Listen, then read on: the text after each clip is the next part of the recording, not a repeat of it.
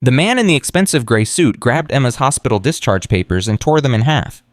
"You're not going anywhere," he said, his voice cold as steel. "Your mother made the mistake of running. Don't repeat her error." Emma's hand moved instinctively to her pregnant belly as she backed against the wall. "Who are you, Uirikyu? How do you know my mother?" He smiled, and it was the most terrifying thing she had ever seen.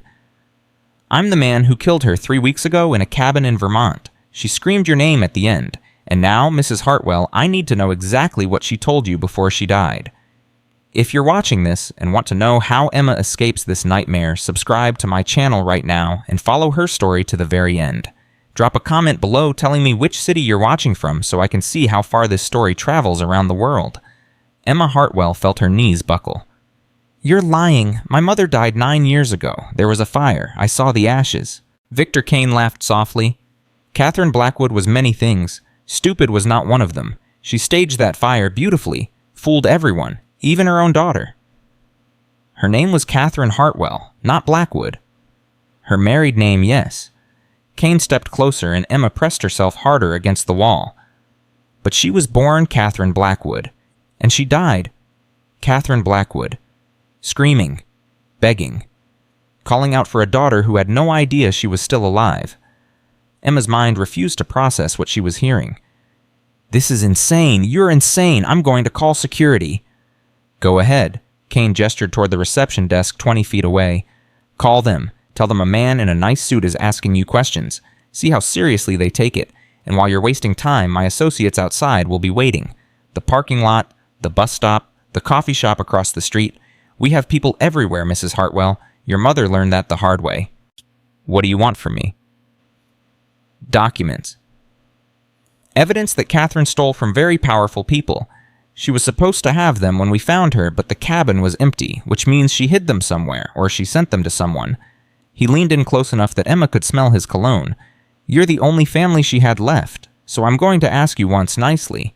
Where did she hide the evidence?" "I don't know what you're talking about. I've been in this hospital for 11 months. Nobody has contacted me. Nobody has sent me anything." Kane studied her face for a long moment. "You're either telling the truth, or you're a better liar than your mother was. Either way, I'm going to find out." He pulled a business card from his pocket and tucked it into Emma's jacket. "I'll give you 24 hours to think about it. Search your memory. Check your belongings. Ask yourself if there's anything at all that your mother might have left for you.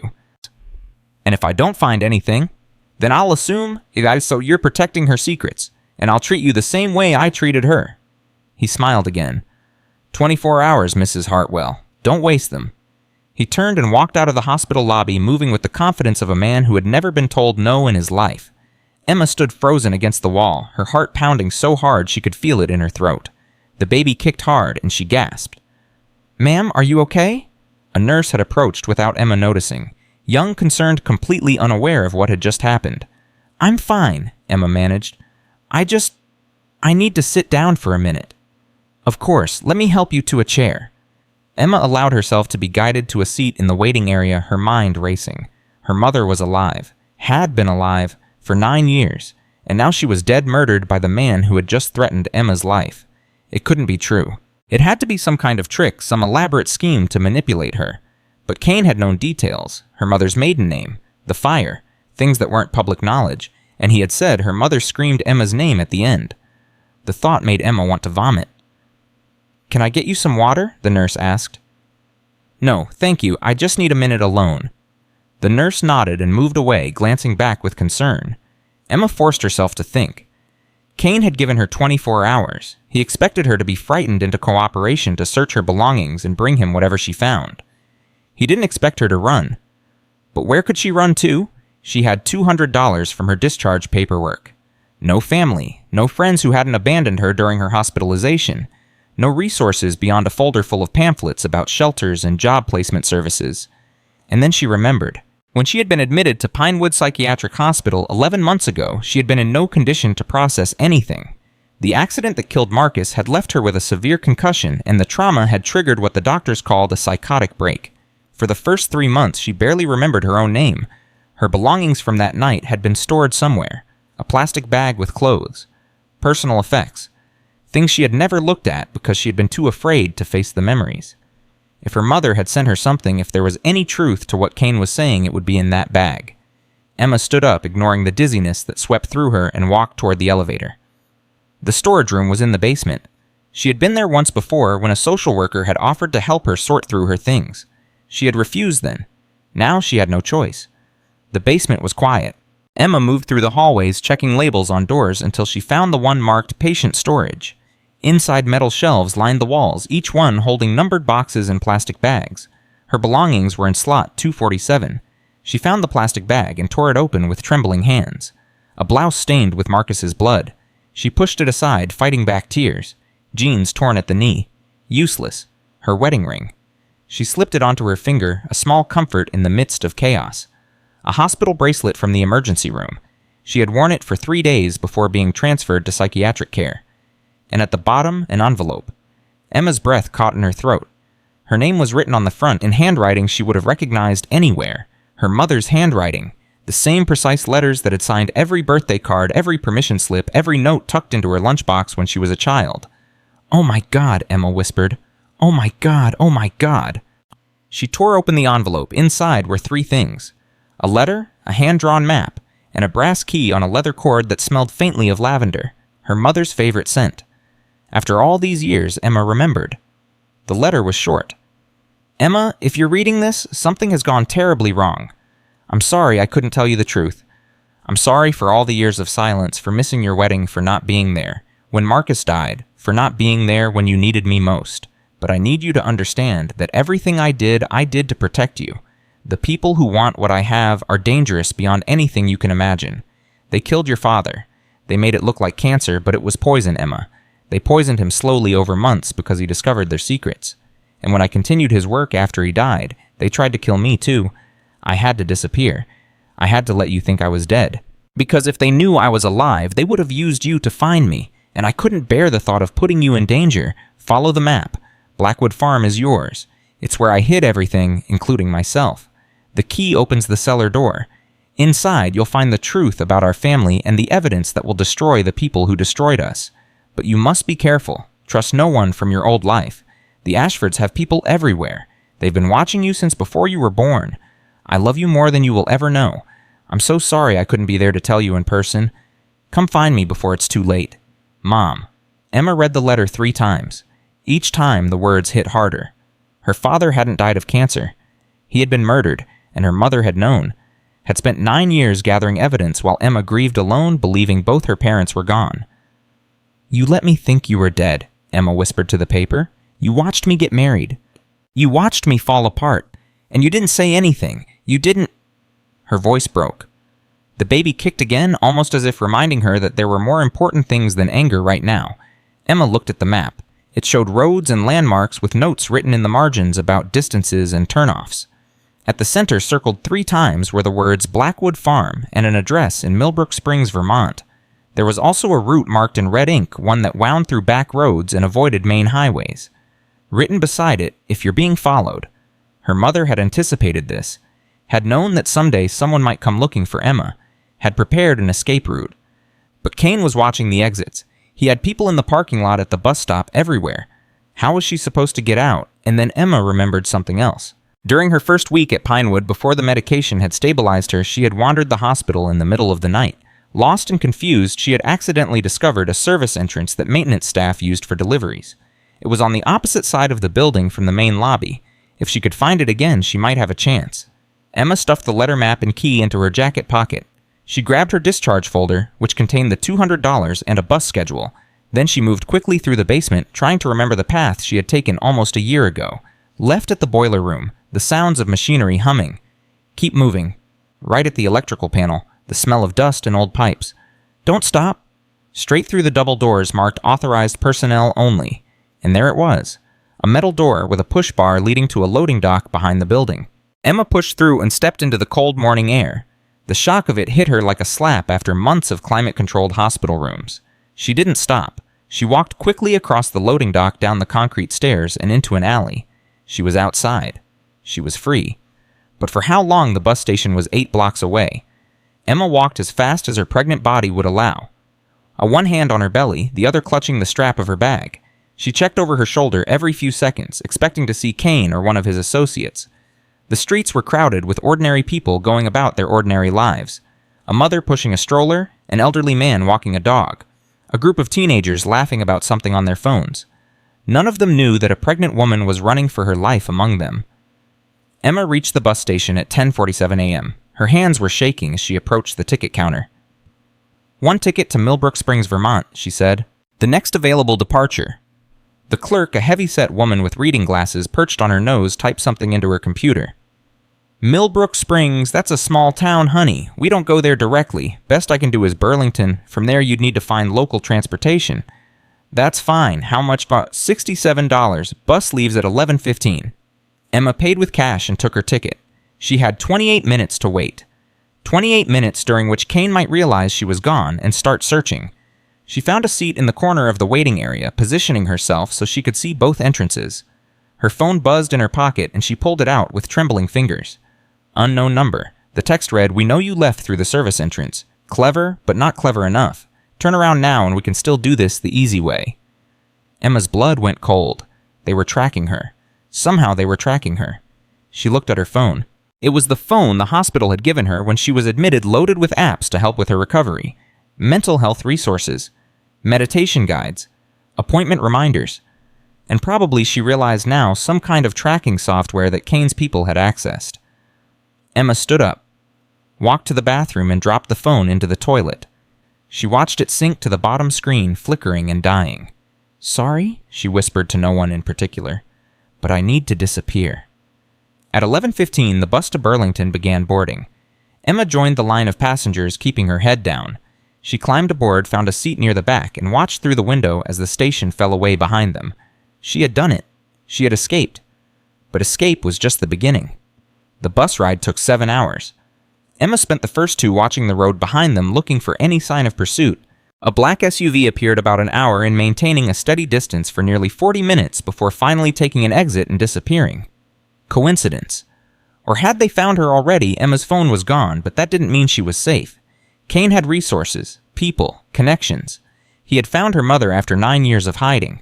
Finding a pregnant woman on a bus to Vermont would be nothing for someone like him. She pulled out the map and studied it, trying to distract herself from the fear that was threatening to overwhelm her. Her mother's handwriting filled the margins with notes and warnings. Avoid Route 7 after dark. Too isolated. Gas station at mile marker 47. Owner is friendly. Can be trusted. If anyone follows you to the farm, use the north trail through the woods. Leads to Harrison's property. Tom Harrison. Tell him Lizzie sent you. Lizzie. That must have been her grandmother's nickname. Emma had never met her grandparents. They had died before she was born, or so she had always believed. Now she wondered if that was another lie, another secret her mother had kept. "Your grandmother loved you," Emma whispered to her belly. "At least I think she did. I don't know anything anymore." The baby kicked in response. "I know, I'm confused too, but we're going to figure this out together, okay? We're going to find out the truth, and then we're going to make them pay for what they did to our family." A woman across the aisle looked up from her book, and Emma realized she had been talking out loud. She smiled apologetically and turned back to the window. The landscape had changed. City streets had given way to farmland, and farmland was giving way to mountains. Vermont was beautiful, Emma noticed distantly. Green and lush and peaceful, a good place to hide, she thought, a good place to disappear. The bus pulled into Burlington at 6:23 p.m. Emma stepped off into a city she had never visited, carrying everything she owned in a single bag. Now she needed to find a way to Millbrook Springs. According to the map, it was still over 100 miles away. She approached the information booth. "I need to get to Millbrook Springs tonight. Is there a bus or a taxi?" The attendant, a young man with a friendly smile, shook his head. "Millbrook Springs. That's pretty remote. No buses go out there. Your best bet would be to rent a car, but the rental places closed at 6. What about a rideshare, Uber, or Lyft?" He checked his phone. "A few drivers in the area, but a trip that long would be expensive. Probably $150, maybe $200. Emma had about $90 left. Not enough. "Is there any other option?" The attendant thought for a moment. "There's a guy named Pete who runs a courier service, makes deliveries to the smaller towns, parks over by the coffee shop on Main Street most evenings. He might be willing to take a passenger." Thank you so much." Emma found Pete exactly where the attendant had described. He was a heavy-set man in his 60s with a white beard and kind eyes that reminded her of her father. Millbrook Springs for... Pete repeated when she asked. Yeah, I've got a delivery out there, package for the general store. You need a ride. I do. I can pay $40. It's all I can afford. Pete looked at her for a long moment. His gaze moved from her face to her pregnant belly to the fear in her eyes. Keep your money, he said finally. I've got a daughter about your age. If she was stranded somewhere, I'd want someone to help her. Emma's eyes filled with tears. Thank you. I don't know what to say. Don't need to say anything. Just get in the van. We'll be there in about 2.5 hours. They drove in silence for the first hour. Emma was grateful that Pete didn't ask questions. She didn't have the energy to explain, and she wasn't sure how much she could safely reveal. But eventually Pete spoke. You running from something or toward something? Emma hesitated. Both, I think. Fair enough. He nodded slowly. I've been driving these roads for 30 years. Seen a lot of people running from things. Abusive husbands, bad debts, criminal records. Most of them are just looking for a fresh start. He paused. You don't strike me as the criminal type. I'm not. At least I don't think I am. Emma laughed bitterly. A week ago, I was in a psychiatric hospital trying to recover from my husband's death. Now I'm being chased by people who killed my mother following a map to a farm I never knew existed. Pete's eyebrows rose. That's quite a story. You don't believe me. I didn't say that. He glanced at her. Millbrook Springs is a small town. Everybody knows everybody's business. If you're heading there, people are going to talk. Might help if I knew what you're walking into. Emma pulled out the map. I'm looking for a place called Blackwood Farm. It belonged to my mother's family. Have you heard of it?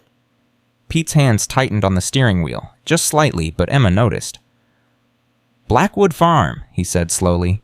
Now that's a name I haven't heard in a long time. You know it. I know the property. Been empty for years, maybe decades. He paused. I went to school with a girl named Lizzie Blackwood, back in the 70s.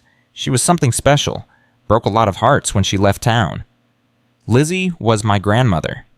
Pete turned to stare at her, and for a moment the van swerved slightly. Your grandmother. Then your mother. Catherine Blackwood. She left town after high school. Never came back. Catherine. Pete shook his head in disbelief. Little Catherine, I remember when she was born. Lizzie brought her to the general store, showing her off to everyone. Proudest mother you ever saw. He paused. Word was Catherine died years ago, some kind of accident. That's what I thought too, until today. Pete was quiet for a long moment. I think you need to talk to Rosie, he said finally. She owns the diner in town. Been there her whole life. Knew Lizzie better than anyone. If there are secrets about your family, Rosie would be the one to ask. Will she talk to me? She'll talk to you. Pete's voice was certain. If you're Catherine's daughter, Rosie will want to know. She loved that girl like her own child. They reached Millbrook Springs at 9:17 p.m. The town was small, just a single main street lined with darkened storefronts. A hardware store, a post office, a church with a white steeple, and a diner with a neon sign that flickered in the darkness. Rosie's. Pete parked in front of the diner and turned to Emma. I'll introduce you. After that, you're on your own. Thank you for everything. I don't know how I can ever repay you. Just take care of yourself and that baby. That's payment enough. They walked into the diner together. A bell jingled overhead, and a woman behind the counter looked up. She was in her 70s, with silver hair pulled back in a ponytail and eyes that had seen decades of joy and sorrow. Her gaze moved immediately to Emma's face, then to her belly, and something shifted in her expression. Pete, who's your friend? Rosie, this is Emma. She's Catherine Blackwood's daughter. The diner went silent. Emma realized there were 3 other people in the room, an older man at the counter, a couple in a booth. All of them had turned to stare. Rosie came out from behind the counter slowly, her eyes never leaving Emma's face. She stopped 3 feet away and studied her with an intensity that was almost uncomfortable. Catherine's daughter, she repeated. After all these years. Her voice cracked. You have your grandmother's eyes. You knew my grandmother. Lizzie Blackwood was my best friend for over 50 years, and your mother... Rosie stopped, pressing a hand to her heart. Catherine was like a daughter to me. I held her the day she was born. I watched her take her first steps. I was there the night she left town. She left me a letter. She said she was hiding at Blackwood Farm. She said people were trying to kill her. I know what she said. Rosie's voice dropped to a whisper. I helped her write it. Emma's legs gave out. Pete caught her arm and guided her to a chair. You helped her write it. You knew where she was this whole time. I knew. Rosie sat down across from her, her face etched with guilt and grief. Catherine made me promise. She made me swear that I wouldn't reach out to you unless something happened to her. She's dead. A man came to the hospital today. He said he killed her 3 weeks ago. Rosie closed her eyes. For a long moment, she didn't speak. When she opened them again, tears were streaming down her cheeks. I was afraid of that. When she stopped answering the phone, I knew something was wrong. But I hoped. I prayed. Who killed her? Who are these people? What did my mother know that was worth dying for? Rosie glanced around the diner. Not here. Too many ears. She stood up. Come with me. We need to talk in private. Emma followed her through a door behind the counter, down a narrow hallway, and into a small office. Rosie closed the door and locked it before turning to face her. Your mother spent 9 years building a case against some of the most powerful people in this country, Rosie began. Senator Raymond Ashford and his family have been laundering money, bribing officials, and eliminating witnesses since the 1980s. Your father was one of the first investigators to notice the discrepancies. He started digging. And they killed him for it. They poisoned him, slowly over months with something that mimicked cancer symptoms. By the time anyone realized what was happening, it was too late. Emma felt the room spinning. My father didn't die of cancer. No, sweetheart. He was murdered, and your mother figured it out about 2 years after he died. She found his files, his notes, the evidence he had been gathering, and she continued his work. Why didn't she go to the police? The FBI, someone? Because the Ashfords own the police. They have people in the FBI, the Justice Department, everywhere that matters. Your mother tried to reach out once to an agent she thought she could trust. 2 days later, someone tried to run her off the road. Rosie's voice hardened. That's when she came to me. That's when we planned the fire. You helped her fake her death. I helped her survive. There's a difference. Rosie reached into a desk drawer and pulled out a photograph. This is the last picture I have of her, taken about 6 months ago. Emma looked at the photo. Her mother was older, thinner, with gray in her hair and lines around her eyes. But she was smiling, standing in front of a white farmhouse with a wraparound porch. Blackwood Farm. She was happy there, Rosie said softly. As happy as she could be anyway, knowing that her daughter thought she was dead. She chose to let me believe that. She chose to keep you alive. Rosie's voice was firm. If the Ashfords knew Catherine was still alive, they would have used you to find her. They would have hurt you, threatened you, done whatever it took. She couldn't risk that. So she just abandoned me for 9 years. She watched you from a distance. She sent people to keep an eye on you to make sure you were safe. She knew when you graduated college, when you got married, when your husband died. Rosie paused. She wanted to come to you after Marcus's accident. She wanted to hold you to tell you everything. But they were watching. If she had made contact, then they would have found you both. Emma's anger warred with grief. She could have told me. She could have found a way. She tried. That letter you found.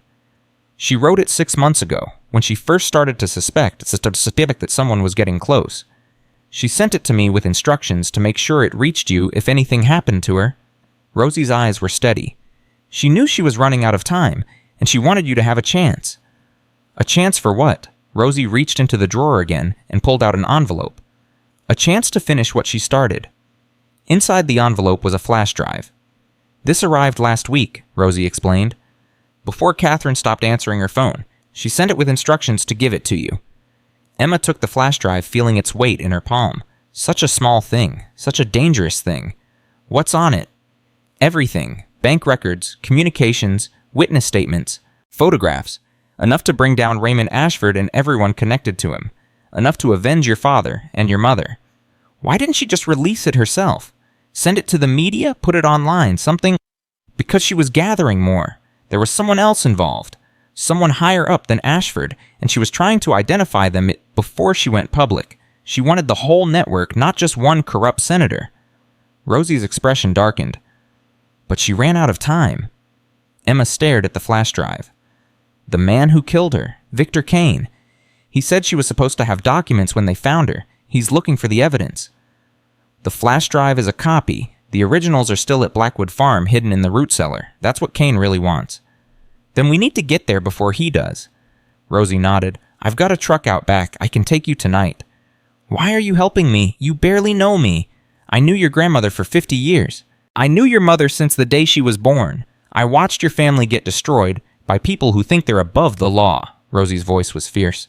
Catherine asked me to protect you if anything happened to her, and I don't break my promises. A sound from the front of the diner made them both freeze. The bell over the door, footsteps, and then a voice that made Emma's blood turn to ice.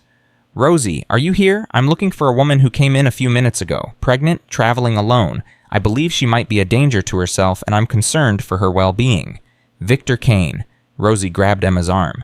Back door, now. He'll see us. Not if we're fast. Rosie pulled a set of keys from her pocket. Blue truck around the corner. I'll distract him. He'll kill you. Sweetheart, I'm 73 years old, with a bad hip and a worse attitude. If Victor Kane thinks he can intimidate me in my own diner, he's got another thing coming. Rosie's eyes were steel. Now go, get to the farm, get the evidence, and make those bastards pay for what they did to our family. Emma hesitated for only a moment. Then she grabbed the flash drive, shoved it in her pocket, and ran. Emma burst through the back door of the diner at 9:47 p.m. The cold night air hit her face as she stumbled into the alley, her heart pounding so hard she thought it might explode. Behind her, she could hear Kane's voice calm and measured, asking Rosie questions she knew the old woman would never answer truthfully. The blue truck was exactly where Rosie had said it would be. Emma yanked open the driver's door and climbed inside, her hands shaking so violently that she dropped the keys twice before managing to jam them into the ignition. Come on, she whispered. Come on, come on, come on. The engine turned over on the third try. Emma threw the truck into reverse, backed out of the alley, and hit the gas. In the rearview mirror, she saw the back door of the diner fly open. A figure emerged. Kane. He was running toward her, his phone already pressed to his ear. Emma floored it. The truck lurched forward, tires squealing against the pavement. She had no idea where she was going, but she had her mother's map, and she had the key, and she had maybe 5 minutes before Kane figured out which direction she had taken. The baby kicked hard, almost as if protesting the violent motion. I know, Emma gasped. I know, sweetheart. Just hold on. We're going to be okay. She pulled out the map with one hand, trying to read it, while keeping her eyes on the road. Her mother had marked the route to Blackwood Farm in blue ink with notes about landmarks and distances. Turn left at the old mill. 3 miles to the covered bridge. After the bridge, look for a dirt road on the right. No sign. Easy to miss. Emma had no idea where the old mill was. She was driving blind. Through a town she had never seen, chased by a man who had already killed once and would not hesitate to kill again. At 9:52 p.m., her phone buzzed in her pocket. No, wait. She had thrown her phone in the toilet at the bus station. She didn't have a phone anymore. The buzzing continued. Emma reached into her jacket and pulled out Victor Kane's business card. Except it wasn't just a card. There was something attached to it, something small and flat that was vibrating against her fingers. A tracking device. Kane had planted a tracker on her. That was how he had found her at the diner. That was how he knew exactly where she was going. Emma rolled down the window and threw the card as far as she could into the darkness. Then she took the next turn. She saw a narrow road that led away from the main street and into what she hoped was the direction of the farm. At 9:58 p.m., headlights appeared in her rearview mirror. They were following her. Even without the tracker, they had seen which way she went. They were right behind her. Emma pressed harder on the gas, but the truck was old and heavy. It wasn't built for speed. The headlights grew closer, until she could see the outline of a black SUV bearing down on her. Her phone was gone. She had no way to call for help. She was alone on a dark road with killers behind her and a destination she might never reach. And then she saw it. A covered bridge just like her mother had described. Ancient wooden beams barely wide enough for one vehicle. If she could get through the bridge before them, if she could find the dirt road on the other side. Emma aimed the truck straight at the bridge and held her breath. The wooden planks thundered beneath her wheels. The bridge groaned and shook, protesting the weight. In her mirrors, she saw the SUV hesitate at the entrance, slowing down just enough. She burst out the other side at 10:03 p.m. and immediately saw what she was looking for. A dirt road unmarked, almost invisible in the darkness. She yanked the wheel hard to the right and plunged into the trees. The road was rough, filled with ruts and rocks that threatened to tear the truck apart. Emma's teeth rattled in her skull. The baby kicked again, harder this time. Almost there, Emma promised. We're almost there. Behind her, she could see the headlights of the SUV. They had followed her onto the dirt road. They were still coming. But the gap was widening. The truck was old, but it was built for roads like this. The SUV, sleek and expensive, was struggling with the terrain. At 10:11 p.m., Emma saw the farmhouse. It emerged from the darkness like a ghost white paint glowing faintly in the moonlight. The wraparound porch, the red barn behind it, exactly like the photograph Rosie had shown her. Blackwood Farm. Her mother's hiding place. Her family's legacy. Emma slammed on the brakes and threw open the door before the truck had fully stopped. She grabbed the key from her pocket and ran toward the house, not looking back, not slowing down. The front door was locked. She fumbled with the key, her fingers numb with cold and fear. Behind her, she could hear the SUV getting closer, its engine roaring as it fought through the rough terrain. The key slid into the lock. Emma turned it. The door swung open. She stumbled inside and slammed the door behind her, throwing the deadbolt just as headlights swept across the windows. For a moment, everything was silent. Emma pressed her back against the door, her chest heaving, her whole body trembling. Then she heard voices outside. 2 men, maybe 3. They were discussing something, their words muffled by the thick wooden walls. Emma didn't wait to hear what they were planning. She had to find the root cellar. She had to get the evidence before they got inside. The house was dark, but enough moonlight filtered through the windows for her to see. She moved quickly, checking doors, looking for anything that might lead to a cellar. Kitchen? Empty. Dining room? Empty. A hallway with photographs on the walls. Her grandmother, her mother as a child. Faces she had never seen but somehow recognized. At 10:19 p.m. she found it. A door beneath the stairs, almost hidden in the shadows. The brass key fit the lock perfectly. Emma pulled the door open and descended into darkness. The cellar smelled like earth and old paper. Emma felt along the wall until she found a light switch. A single bulb flickered to life, illuminating a space that took her breath away. Filing cabinets lined the walls. Boxes stacked in neat rows. A desk covered with notebooks and photographs. And in the center of it all, a safe that looked like it had been there for decades. This was it. This was everything her mother had spent 9 years collecting. Evidence of murder, corruption, conspiracy, the ammunition to bring down an empire. Emma moved toward the safe, but a sound from above made her freeze. Footsteps on the porch, then a crash as the front door gave way. They were inside. Emma looked around desperately for another way out. Her eyes fell on a small window near the ceiling, just big enough for a person to squeeze through. It led outside, probably to the back of the house, but she couldn't leave without the evidence. She couldn't let them destroy everything her mother had died for. The safe had a combination lock. Emma had no idea what the numbers might be. Her birthday, her mother's birthday, something only Catherine would know. Footsteps on the stairs above her. They were coming. Emma tried her birthday, 08-15-96. Nothing. Her mother's birthday, 03-22-69. Nothing. The footsteps were closer now. She could hear Kane's voice, calm and cold. Check every room. She's here somewhere. Panic clawed at Emma's throat. Think.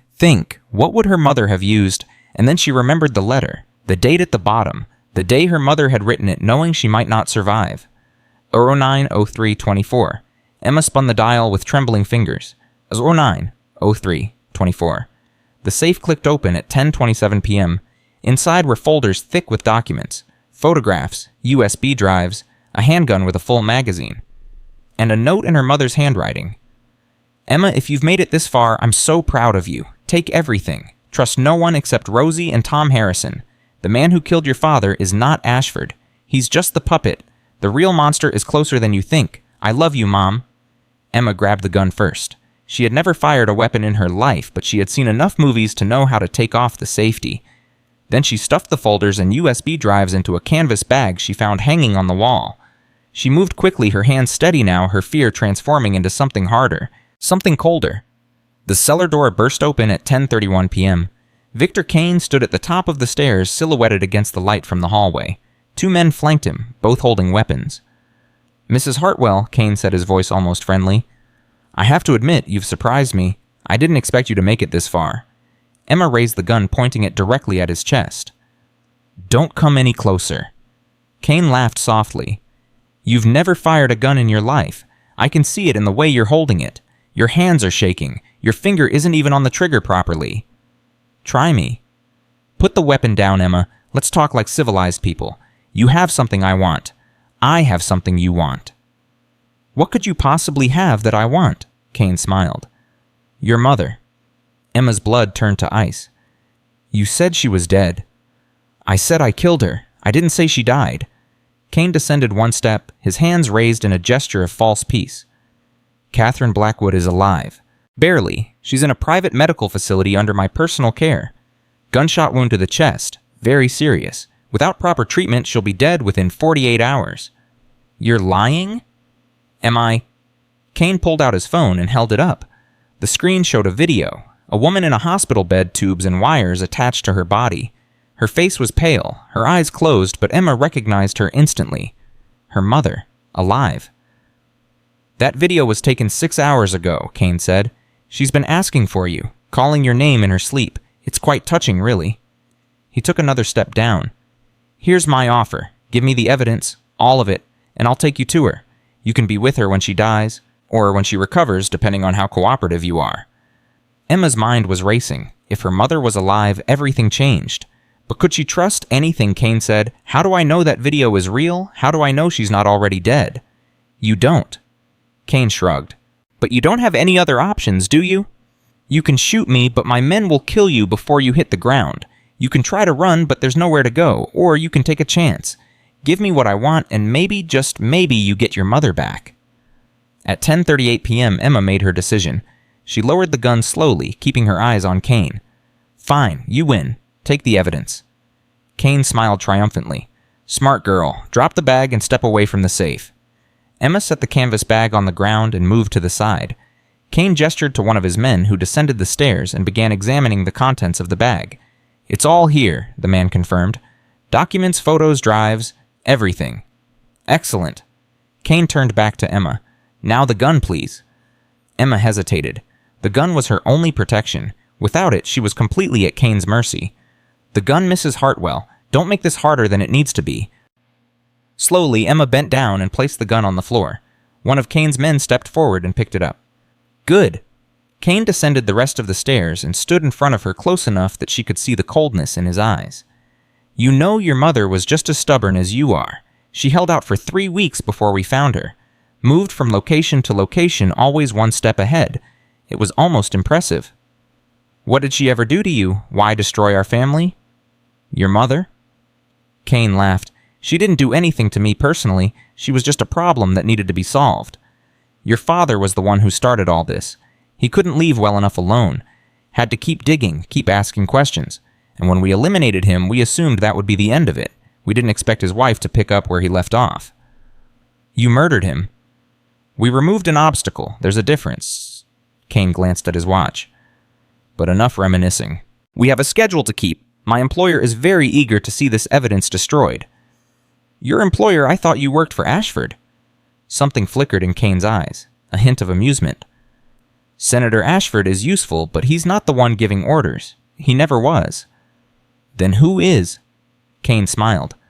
"That's the question your mother spent 9 years trying to answer, and she got very, very close. Close enough to be dangerous." He leaned in, his voice dropping to a whisper. "The person I work for has been running this country from the shadows for longer than you've been alive. Politicians, judges, generals, they all answer to him. Ashford is just the public face. The real power stays hidden." "Why are you telling me this?" "Because in about 10 minutes it won't matter what you know.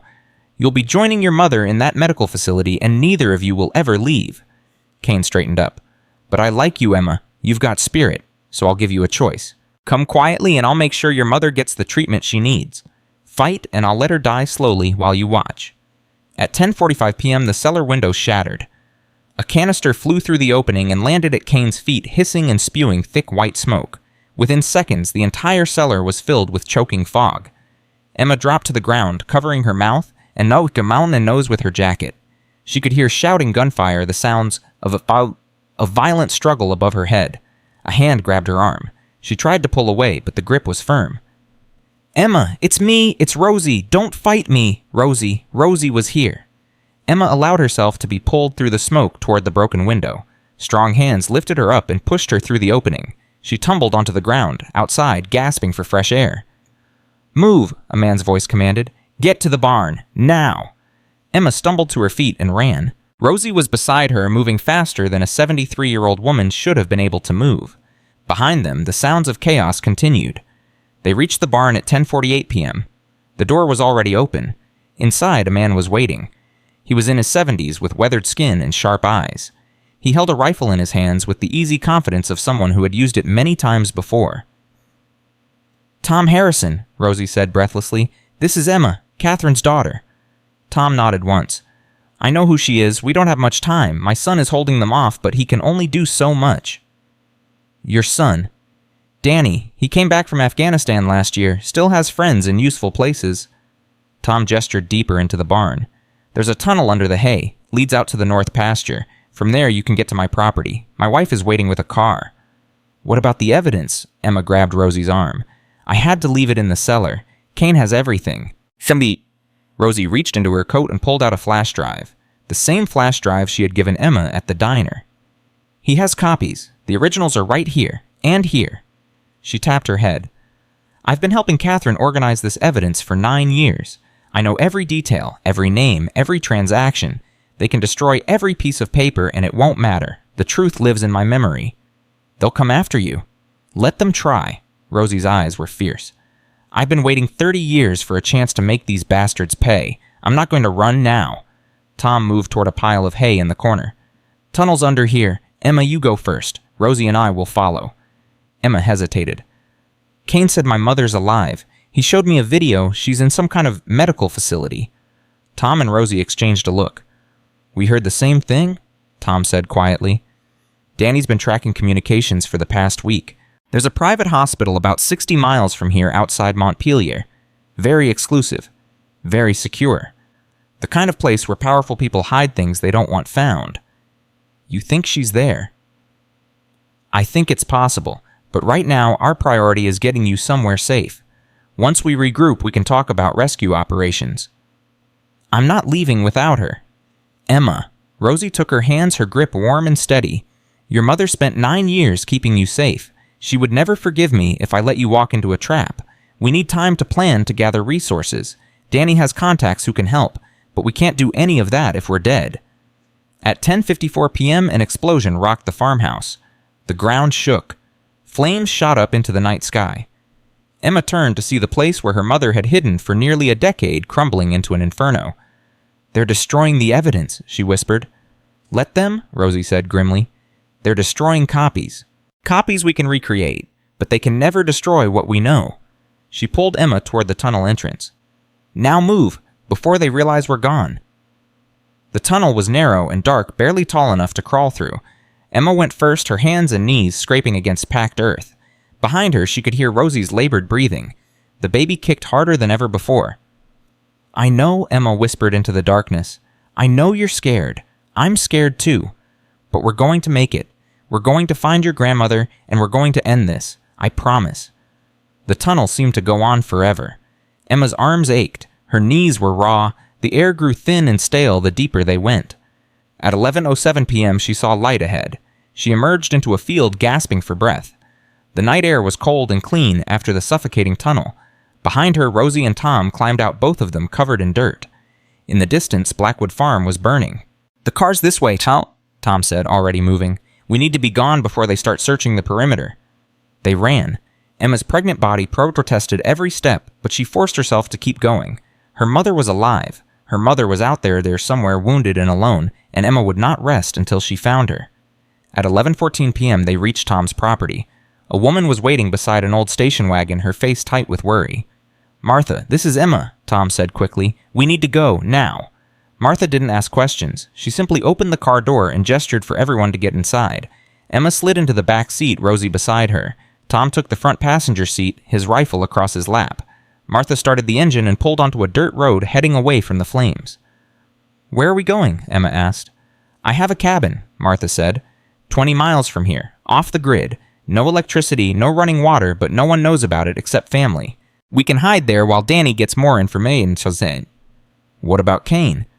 Kane will assume you died in the fire, Tom said. At least for a few hours. That gives us time to plan our next move. Emma leaned her head against the window and closed her eyes. Her whole body was trembling with exhaustion and adrenaline. She should have felt relieved. She had escaped. She had the evidence, or at least Rosie did. She was alive. But all she could think about was her mother. Wounded. Trapped. Calling out for a daughter who hadn't known she existed until 24 hours ago. I'm going to find you, Emma whispered. I don't care what it takes. I'm going to find you and bring you home. At 11:31 p.m., Rosie reached over and squeezed her hand. Your mother always said you were the strongest person she knew. Even when you were a little girl, you never gave up, never backed down. She paused. She would be proud of what you did tonight. I didn't do anything. I just ran." "You survived. That's more than most people could have done." Rosie's voice was gentle but firm. "And tomorrow, when we've had time to rest and think we're going to figure out how to get her back. Danny has resources, connections, people who owe him favors. This isn't over, Emma. Not by a long shot." Emma opened her eyes and looked at the old woman beside her. In the darkness of the car, Rosie's face was barely visible, but her determination was unmistakable. "Why are you doing this?" Emma asked. "All of you. Tom, Martha, Danny, you barely know me. Why risk your lives?" Rosie was quiet for a long moment. "Because your grandmother saved my life once. Back in 1972, I was in trouble, the kind of trouble a young woman doesn't come back from. And Lizzie stood by me when everyone else turned away. She never asked for anything in return. But she told me once that if I ever had a chance to help her family, I should take it." Rosie's voice grew thick with emotion. "I've been waiting 50 years to repay that debt, and now, finally, I can." At 11:48 p.m., the car pulled off the main road onto a barely visible track that wound through dense forest. "Almost there," Martha said. "Another 5 minutes." Emma nodded, too exhausted to speak. Her hand rested on her belly, where the baby had finally settled into stillness. The night's chaos had taken its toll on both of them. She thought about everything that had happened in the past 24 hours. This morning, she had been a patient in a psychiatric hospital, preparing to be released into a world she barely remembered. Now she was a fugitive hunted by killers carrying evidence that could bring down some of the most powerful people in the country, and somewhere out there her mother was fighting for her life. "The people Kane works for," Emma said suddenly. "He said they weren't Ashford. He said there was someone else, someone bigger." Tom turned in his seat. "Did he give you a name?" "No. He just said they had been running things from the shadows for decades. Politicians, judges, generals, all of them answering to one person." Tom and Martha exchanged a look. Something passed between them, a shared knowledge that made Emma's stomach tighten. "What?" she demanded. "What do you know, "Your mother was close to figuring it out," Tom said slowly. "Before she was captured, she told me she had finally identified the person at the top, the one controlling everything, but she wouldn't tell me the name. She said it was too dangerous, said that if anyone else knew, they would become a target. But she left evidence, the documents in the safe. Documents can be destroyed. Witnesses can be killed. The only thing that can't be erased is what's inside someone's head." Tom paused. "If your mother's still alive, she's the only person who knows the full truth. That's why they haven't killed her. That's why they're keeping her in that facility. They're trying to make her talk. Yes, and if they succeed, we lose everything. The evidence becomes worthless without context. Without her testimony, it's just paper and numbers." Emma felt a new wave of urgency sweep through her. "Then we have to get her out. Tonight. Now." "We can't," Rosie said firmly. "Not like this. We don't know the layout of the facility. We don't know how many guards. We don't know her exact condition. If we go in blind, we'll all die and she'll be worse off than before." "So what do? "We wait for Danny. He's gathering intelligence right now. By morning, he'll know everything about that facility. Entry points, security schedules, weaknesses we can exploit." Rosie's grip on Emma's hand tightened. "Your mother has survived this long. She can survive one more night, but we need to be smart. We need to be patient." At 11:59 p.m., the car emerged from the forest into a small clearing. A cabin stood in the center, dark and silent, surrounded by trees on all sides. "Home sweet home," Martha said, killing the engine. "No one will find us here." They climbed out of the car and made their way toward the cabin. Tom went first, rifle ready, checking the perimeter before waving the others forward. Inside the cabin was small but clean. A single room with a wood stove, a table, some chairs, and a loft that held a bed. Martha immediately began starting a fire while Tom secured the door. Emma sank into one of the chairs, her legs finally giving out. The baby kicked once softly as if saying goodnight. "Try to sleep," Rosie said, settling into the chair beside her. "You need rest, both of you." "I don't think I can sleep, not knowing she's out there." "You can and you will." Rosie's voice was gentle but brooking no argument. "Because tomorrow we're going to war, and you need to be ready." Emma closed her eyes. The exhaustion was overwhelming, pressing down on her like a physical weight. But even as she felt herself drifting toward unconsciousness, one thought remained crystal clear. Her mother was alive, and nothing, not Kane, not Ashford, not the shadowy monster controlling them all, was going to stop Emma from bringing her home. At 12:17 a.m. in the absolute darkness of the Vermont wilderness. Emma Hartwell finally slept. But somewhere 60 miles away in a sterile room filled with machines and monitors, Catherine Blackwood opened her eye. Her hand moved weakly across the hospital bed, searching for something that wasn't there. Her lips formed a single word barely audible above the beeping of the equipment. Emma! Danny Harrison arrived at the cabin at 5:47 a.m. Emma woke to the sound of boots on the wooden porch, her hand instinctively reaching for a weapon that wasn't there. The fire had burned low, casting weak orange light across the room. Easy, Tom said from his position by the window. It's my son. The door opened and a man in his late 30s, pitied, stepped inside. He had his father's weathered face but younger eyes that had seen combat and carried the weight of it. His jacket was wet from the morning dew and he carried a duffel bag over one shoulder. We need to move fast, Danny said without preamble. Kane knows you survived the fire. He found Rosie's truck about an hour ago. They're searching every property within a 50-mile radius. Emma stood up, ignoring the stiffness in her muscles. What about my mother? Did you find out where she is? Danny set the duffel bag on the table and pulled out a laptop. Greenbrier Medical Center, private facility outside Montpelier. Officially, it's a rehabilitation clinic for wealthy patients. Unofficially, it's where the Ashford family sends problems they want to disappear. How do we get her out? That's the complicated part. Shivski. Danny opened the laptop and turned it toward her. The screen showed a satellite image of a large building surrounded by manicured grounds. The facility has 24-hour security, armed guards, surveillance cameras on every entrance. The patients are kept on the 3rd floor, which requires keycard access. Rosie moved closer, studying the image. How many guards? At least 12 during the day, 6 at night, plus medical staff, orderlies, the usual. Danny pulled up another image, this one showing a floor plan. Your mother is in room 312, East Wing.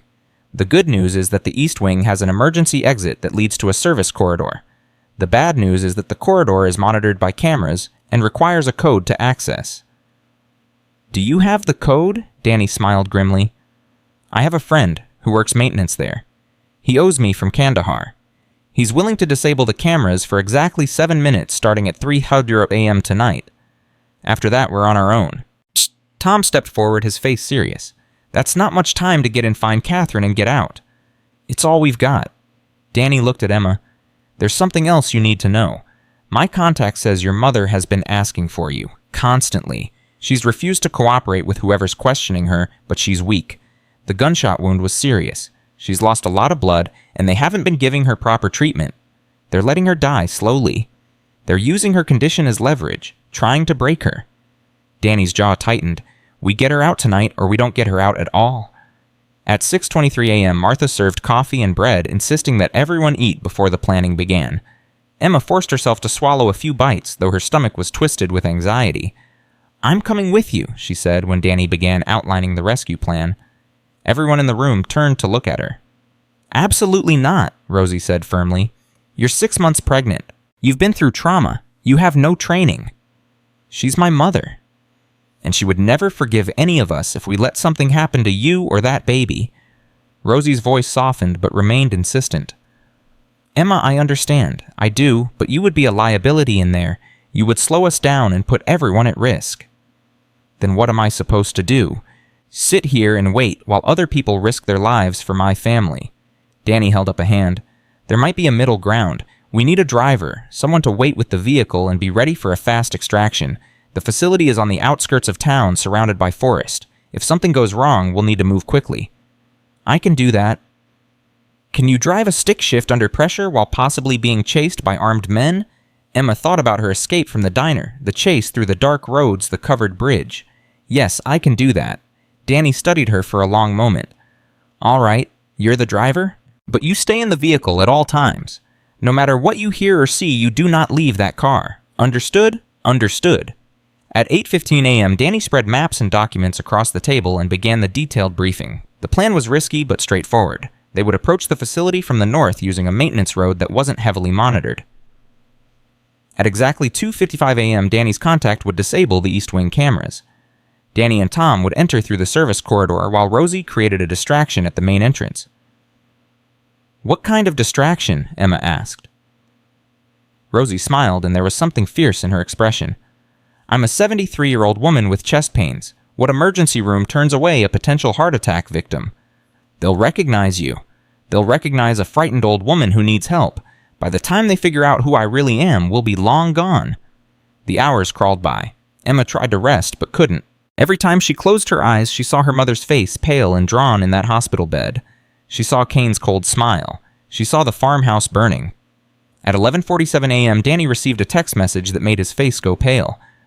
"What is it?" Tom asked immediately. "My contact. He says there's been a change." Danny read the message twice before looking up. "Kane arrived at the facility an hour ago. He's interrogating Catherine personally." Emma felt the blood drain from her face. "We have to go now. We can't wait until tonight."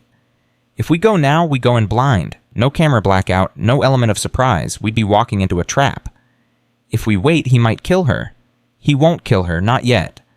Danny's voice was steady, but his eyes betrayed his concern. "She has information he needs. That's the only reason she's still alive. He'll try to break her first." "And what if he succeeds?" No one had an answer. At 2:33 p.m., another message came through. Danny read it and let out a long breath. "Kane left the facility, business in Washington. He's flying out tonight and won't be back until tomorrow afternoon." "Then tonight is our window," Tom said. "Our only window." Danny began packing equipment into the duffel bag. "After tonight, security will probably double. Kane isn't stupid. He'll know we might try something." At 4:15 p.m., they ate a final meal together. The conversation was sparse, everyone lost in their own thoughts about what lay ahead. Emma found herself watching these people who had become her unlikely allies. Tom steady and reliable, checking his rifle for the third time. Martha quiet but strong, packing medical supplies in case Catherine needed immediate treatment. Rosie fierce and determined, reviewing the floor plan until she had every detail memorized. And Danny the soldier who had traded one war for another, coordinating everything with military precision. "Why are you all doing this?" Emma asked suddenly.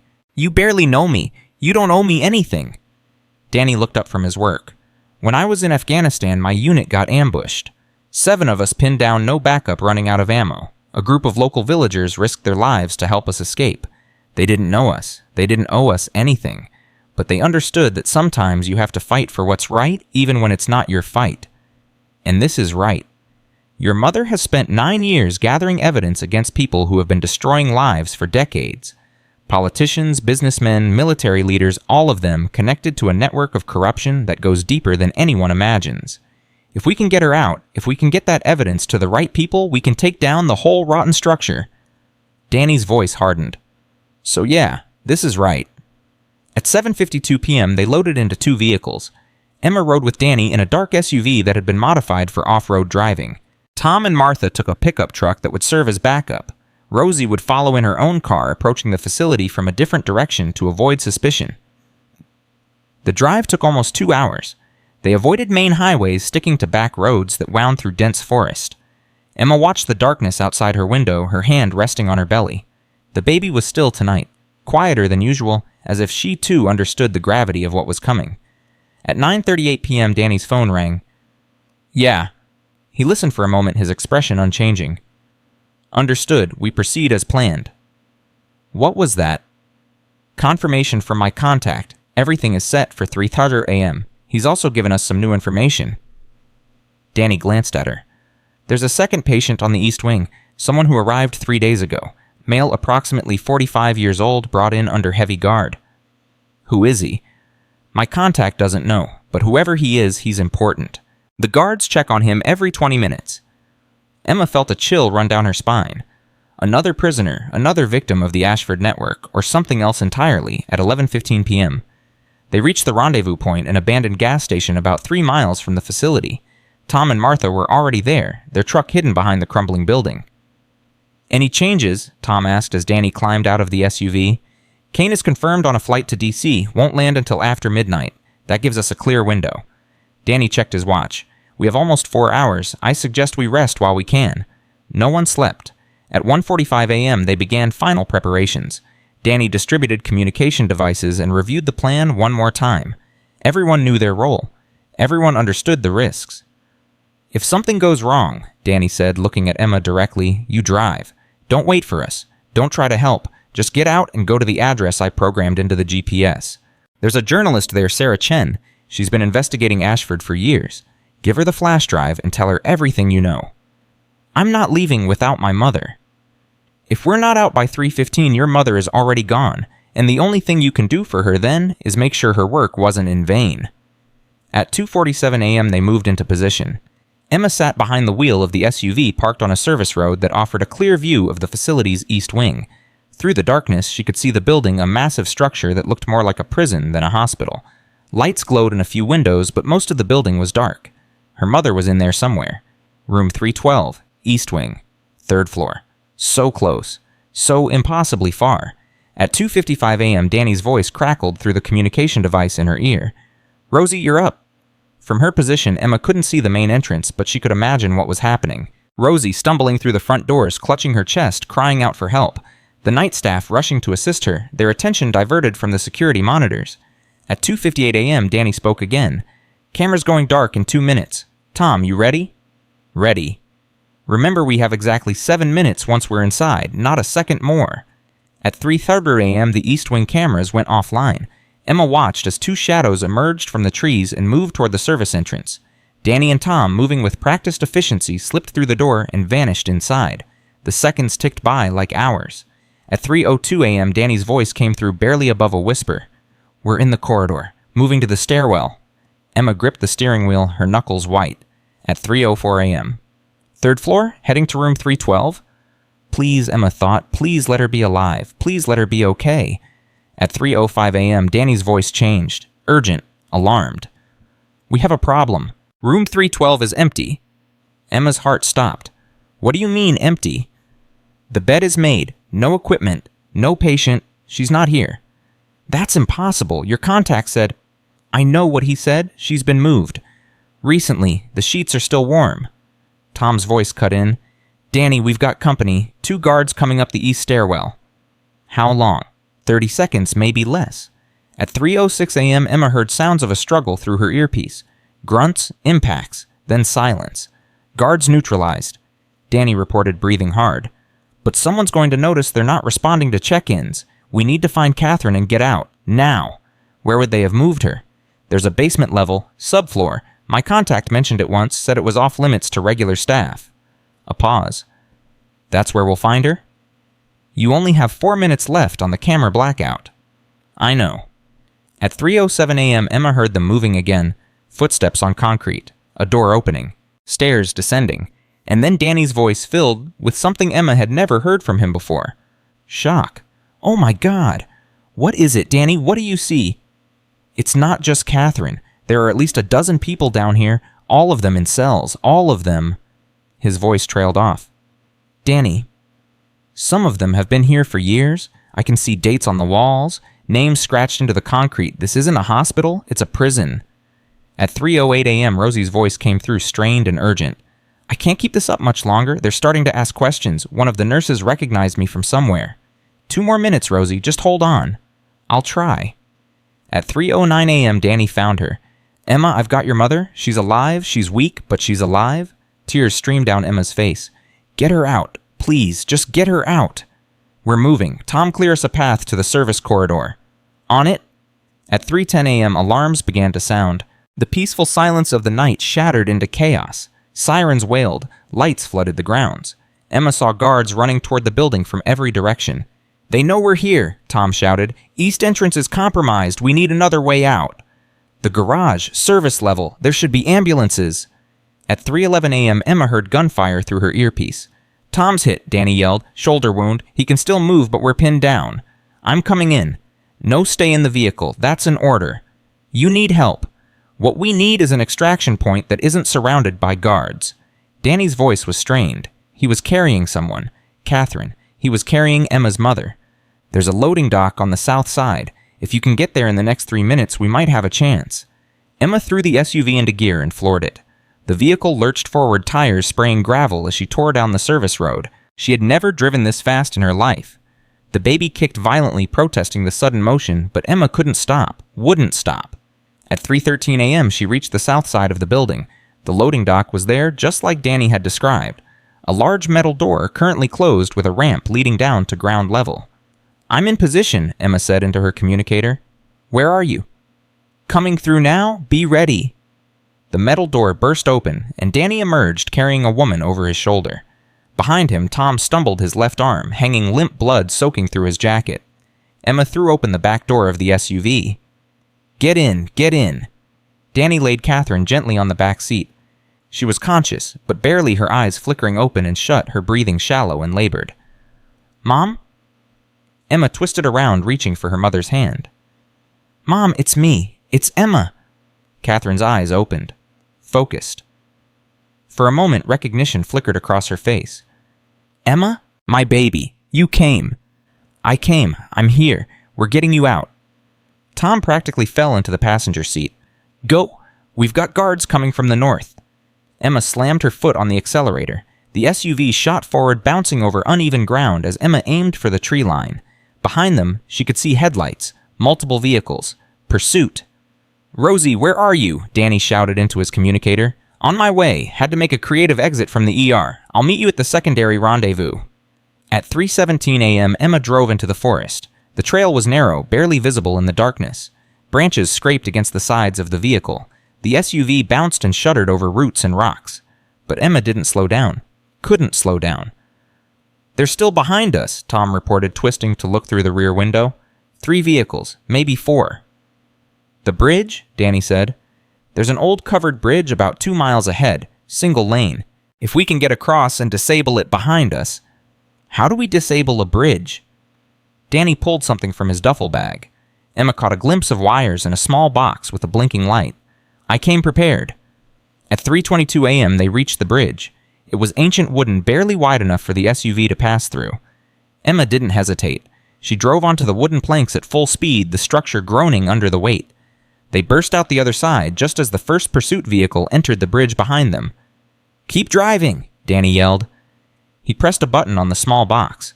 The explosion was deafening. Emma felt the shockwave even as she continued to accelerate.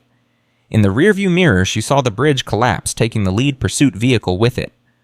That'll slow them down, Danny said grimly, but it won't stop them for long. They know these woods. They'll find another route. At 3:28 a.m., they reached the secondary rendezvous point.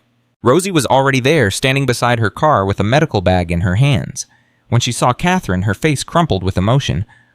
Oh, Catherine, what did they do to you? She needs a hospital, Humkish, Danny said, helping transfer her to Rosie's car, which had more room. A real hospital. The bullet wound has been poorly treated. She's fighting an infection. Burlington General. I know a doctor there, someone we can trust. Can you get her there without being followed? I'll take the back roads. Go north first, then double back. Rosie looked at Emma. Come with me. You should be with your mother.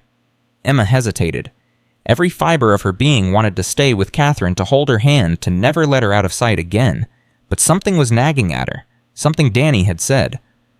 The other prisoner, she said. The man who arrived 3 days ago. Did you see him? Danny's expression shifted. I saw a lot of prisoners down there. We didn't have time to... But you said he was important, that he was under heavy guard. Emma, we don't have time for this. Your mother needs medical attention. Just tell me, did you see him or not? Danny was quiet for a moment. Then he reached into his pocket and pulled out something small, a photograph bent and stained that he had taken from the basement. I found this on the floor outside one of the cells. I don't know who he is, but someone thought he was important enough to keep a picture of. Emma took the photograph and stared at it. The world stopped. The man in the picture was older than she remembered. Grayer. Thinner. But she would have recognized those eyes anywhere. Eyes that had looked at her with love every day of her childhood. Eyes that had closed forever in a hospital bed when she was 17 years old. That's impossible, she whispered. Emma, what is it? This is my father, her voice was shaking. This is James Hartwell. He died of cancer 11 years ago. I was at his funeral. I watched them lower his coffin into the ground. Silence. Then Danny's voice, very quiet. Then either your father faked his death too, or someone wanted you to believe he was dead. At 3:35 a.m., everything Emma thought she knew about her life shattered it into a million pieces. Her father was alive, like her mother, hidden away, imprisoned. He's in that facility, she said. He's one of the prisoners you saw. Emma, we can't go back, not tonight. The place is going to be swarming with security. I'm not leaving him there. You don't even know for certain that he's alive? Emma's voice cracked. My mother is alive. My father might be alive. Everything I've ever believed is a lie, and I'm not going to abandon him in that place while I run away. Catherine's voice, weak but clear, came from the back seat of Rosie's car. Emma! Emma rushed to her mother's side. Mom, Dad is alive. Danny found a picture. They have him in that facility. We have to go back. Catherine's eyes filled with tears. I know, baby, I know. You knew he was alive this whole time. I found out 3 months ago. That's why they caught me. I was trying to get to him. Catherine's hand, cold and trembling, reached for Emma's face. They never killed him. They took him. Faked his death just like they faked mine, because he knew too much, because he had information they couldn't risk coming out. What information? Catherine's eyes drifted closed. She was fading exhaustion and blood loss taking their toll. Mom, what information? The name? Catherine whispered. He knew the name, the person at the top, the one who controls everything. Her grip on Emma's hand tightened. Harrison. Emma's blood ran cold. She turned slowly to look at Danny, at Tom, at Martha, who had just arrived in the pickup truck. Harrison, she repeated. Like Tom Harrison, like your family. Tom's face had gone completely white. Catherine, what are you saying?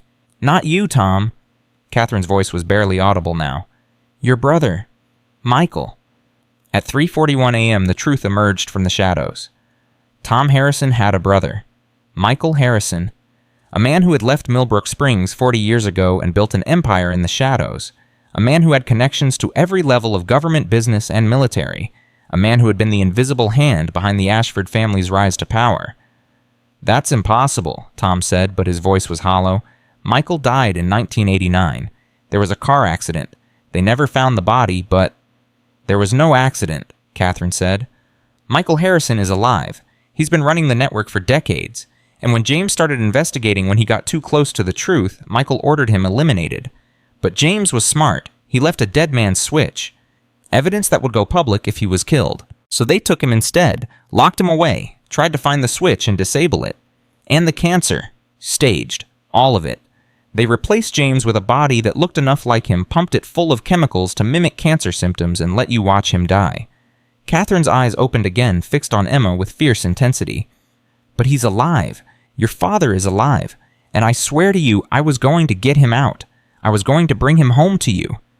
At 3:47 a.m., Emma made a decision that would change everything. We're going back, she said. Tonight, right now. Emma, that's suicide, Danny protested. The facility is on high alert. They know we're coming. They know we escaped. They don't know we're coming back.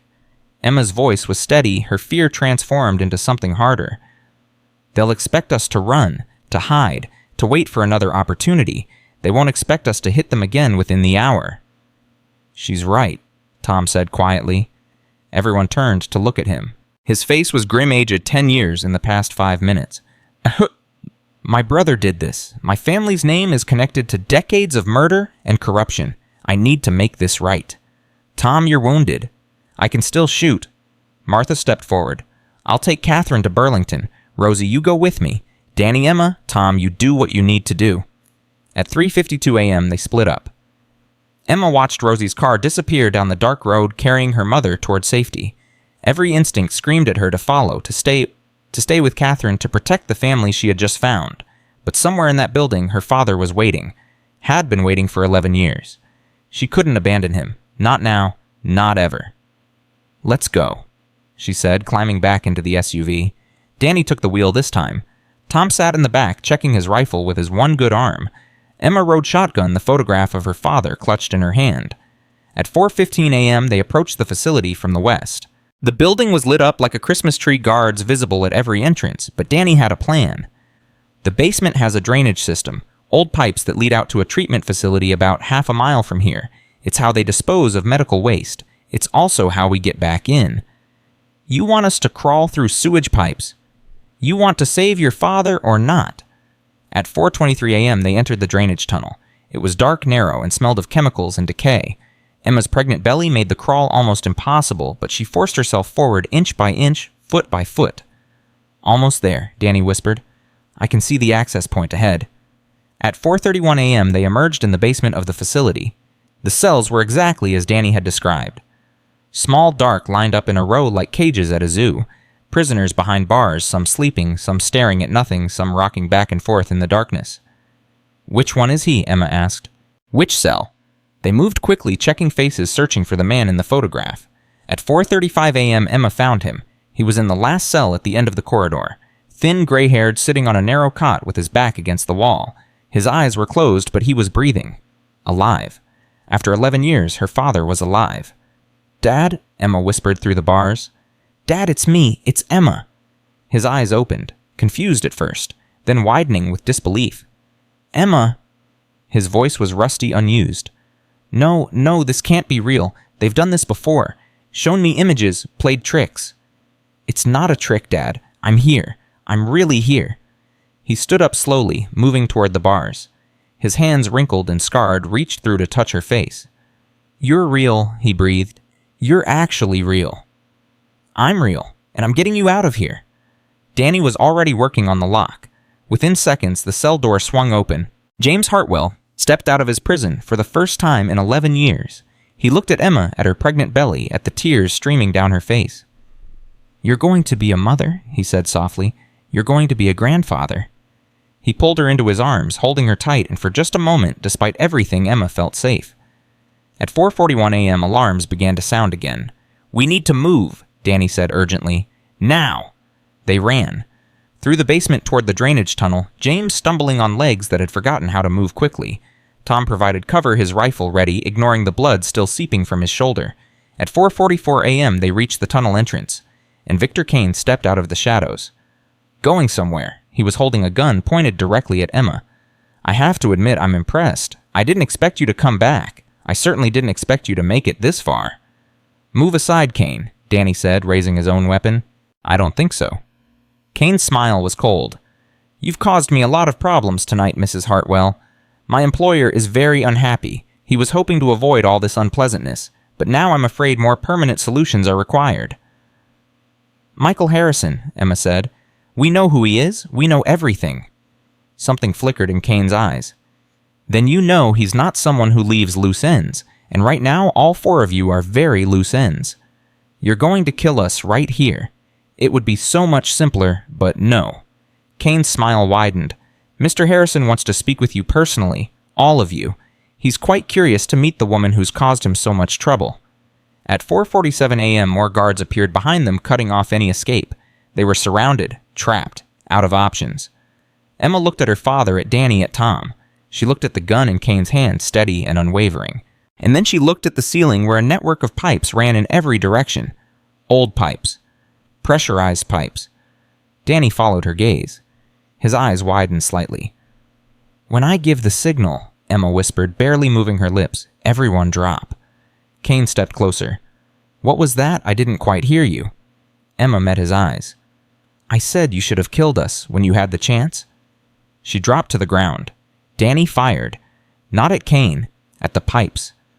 At 4:48 a.m., the basement exploded in steam and chaos.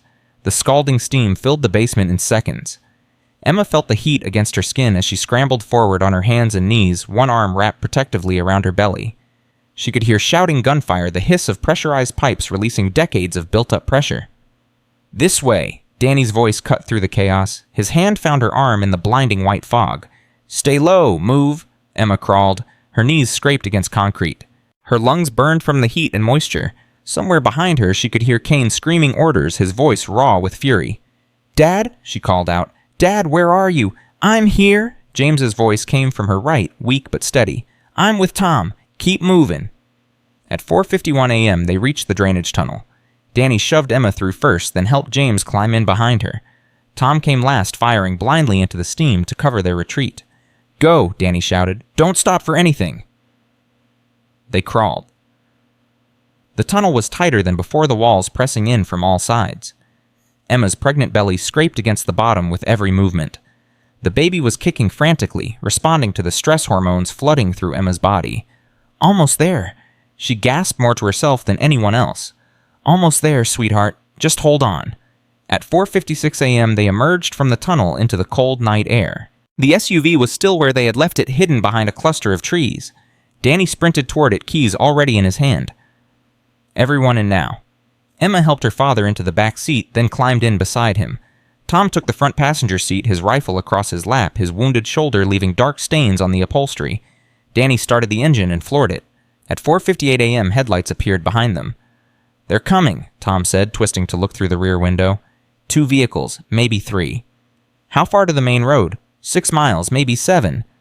"We won't make it, not with them on our tail." Danny's jaw was tight, his knuckles white on the steering wheel. "We need to split up. Draw them off." "No," Emma said immediately. "We stay together."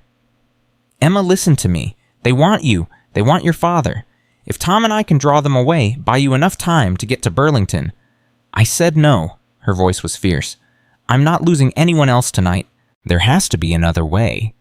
James leaned forward, his voice surprisingly strong for a man who had been imprisoned for 11 years. "There is. Turn left at the next fork. Left that leads deeper into the forest. It leads to the Harrison property, the old Harrison property, not Tom's place, Michael's childhood home." Danny and Tom exchanged glances. "Dad, we can't go there. That's enemy territory." "No, it's leverage." James's eyes were burning with an intensity Emma had never seen before.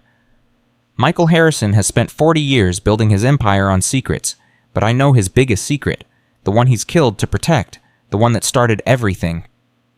"What secret?" "Turn left, and I'll tell you." At 5:03 a.m., Danny turned left. The road narrowed immediately, becoming little more than a dirt track cutting through dense forest. The pursuing vehicles followed their headlights, bouncing through the trees behind them. "Talk fast," Danny said. "We've got maybe 5 minutes before they catch up." James took a deep breath. "In 1983, Michael Harrison killed his parents.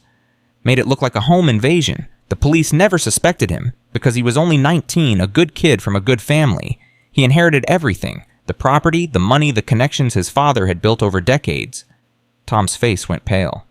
"My parents. You're saying Michael killed my parents." "I'm sorry, Tom. I didn't know how to tell you. I didn't even know if I would ever see anyone again." James's voice cracked. "Michael used that inheritance to build his network. He recruited people, compromised. Others built a web of corruption that eventually reached the highest levels of government. And the whole time, he kept one thing hidden, the evidence that he murdered his own mother and father." "What evidence?" "The murder weapon, a knife that belonged to his father with Michael's fingerprints all over it. He couldn't destroy it because it was too valuable, too personal, so he hid it, in the one place no one would ever think to look." At 5:07 a.m., the old Harrison house appeared through the trees. It was massive, a Victorian mansion that had clearly been abandoned for decades. Windows, broken roof, sagging walls covered in creeping vines. A monument to forgotten wealth and buried sins. "He hid it here," James said, "in the house where he committed the crime. I found documents that pointed to this location right before they took me. I never got a chance to retrieve it." "How do you know it's still there?"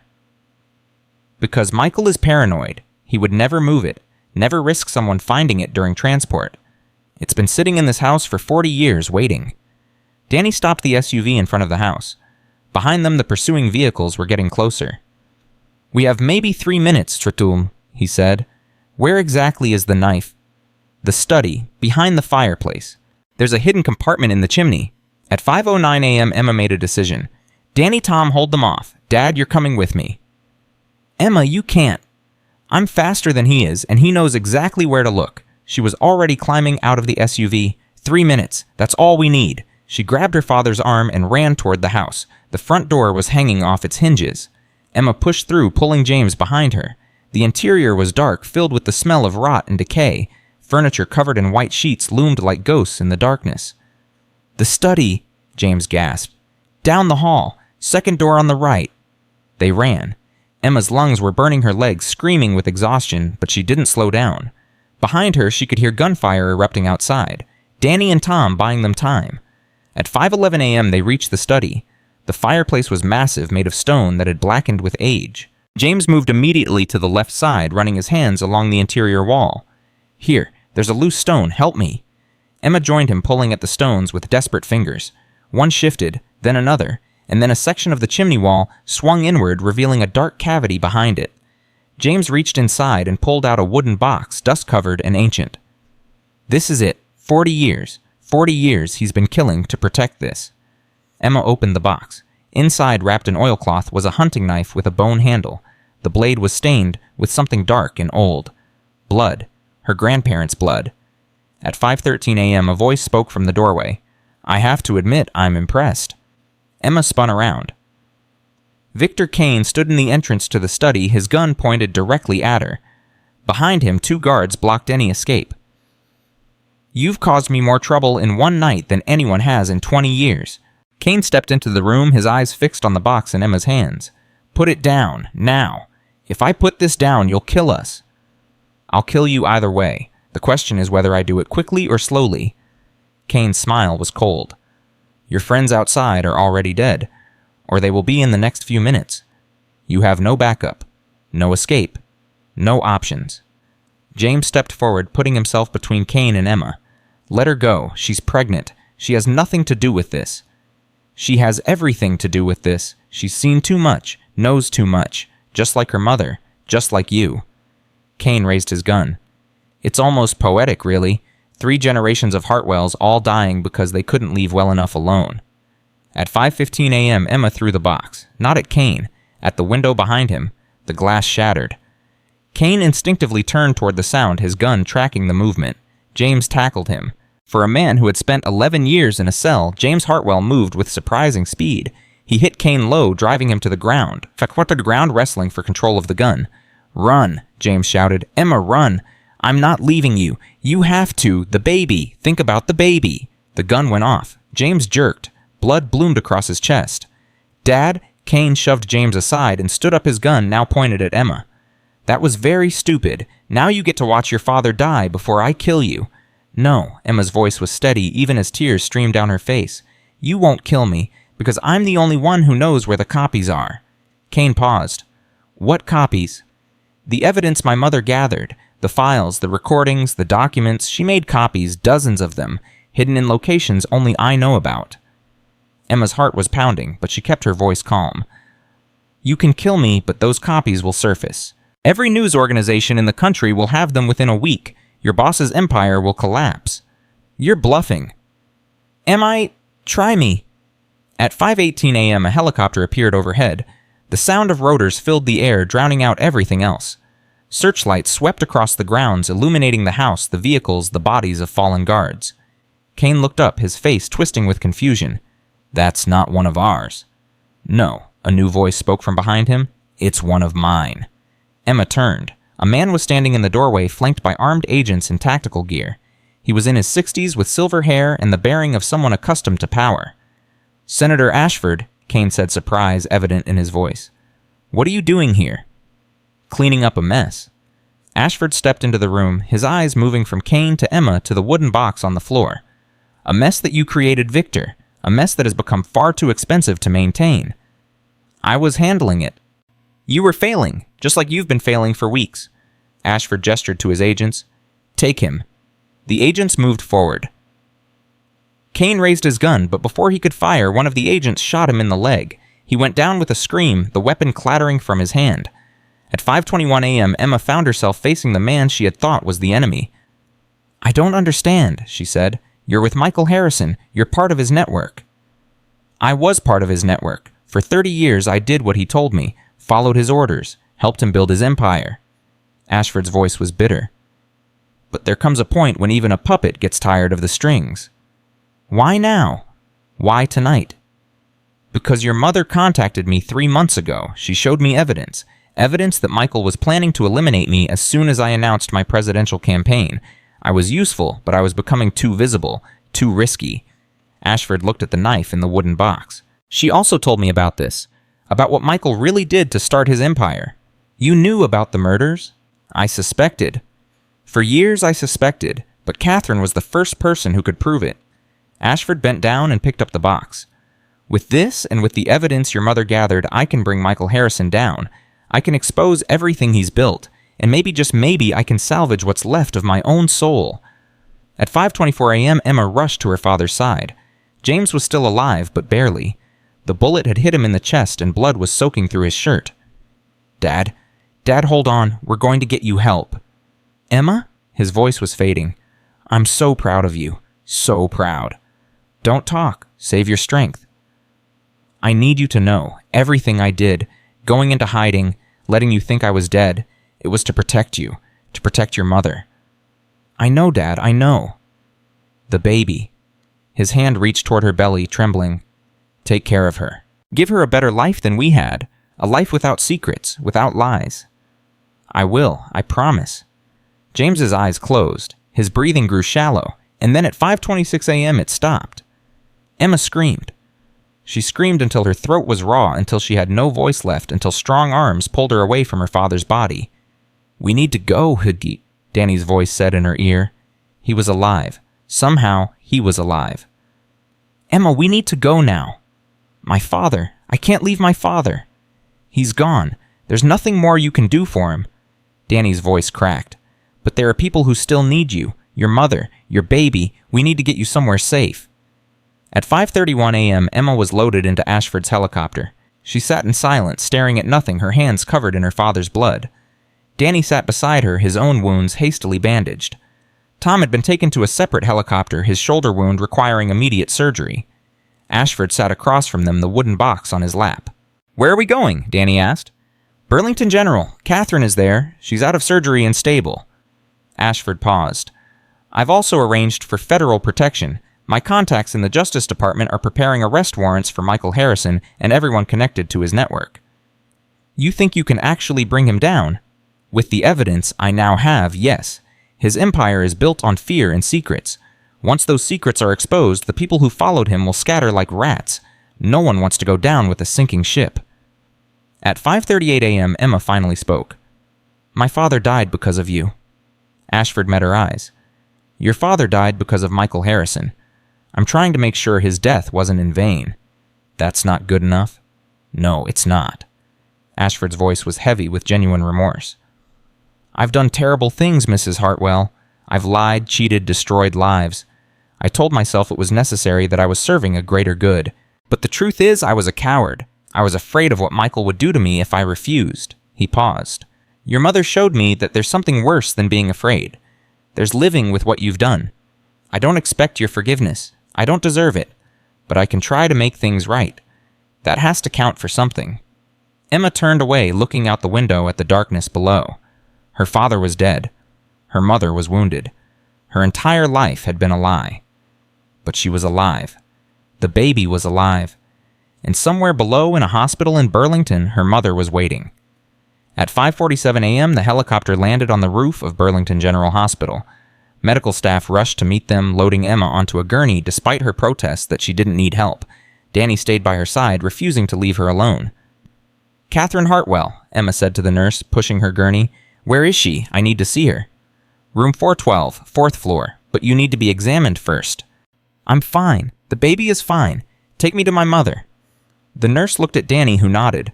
Take her to room 412. I'll handle the paperwork. At 5:52 a.m., Emma was wheeled into her mother's room. Catherine was awake. Pale weak, hooked up to machines that beeped and hummed, but awake. Her eyes widened when she saw Emma, tears immediately spilling down her cheeks. Emma, oh Emma, you're okay. You're really okay. I'm okay, Mom. I'm here. Emma climbed out of the wheelchair and moved to her mother's bedside, taking her hand. It was warm, alive, real. James? Catherine whispered. Is he... Did you find him?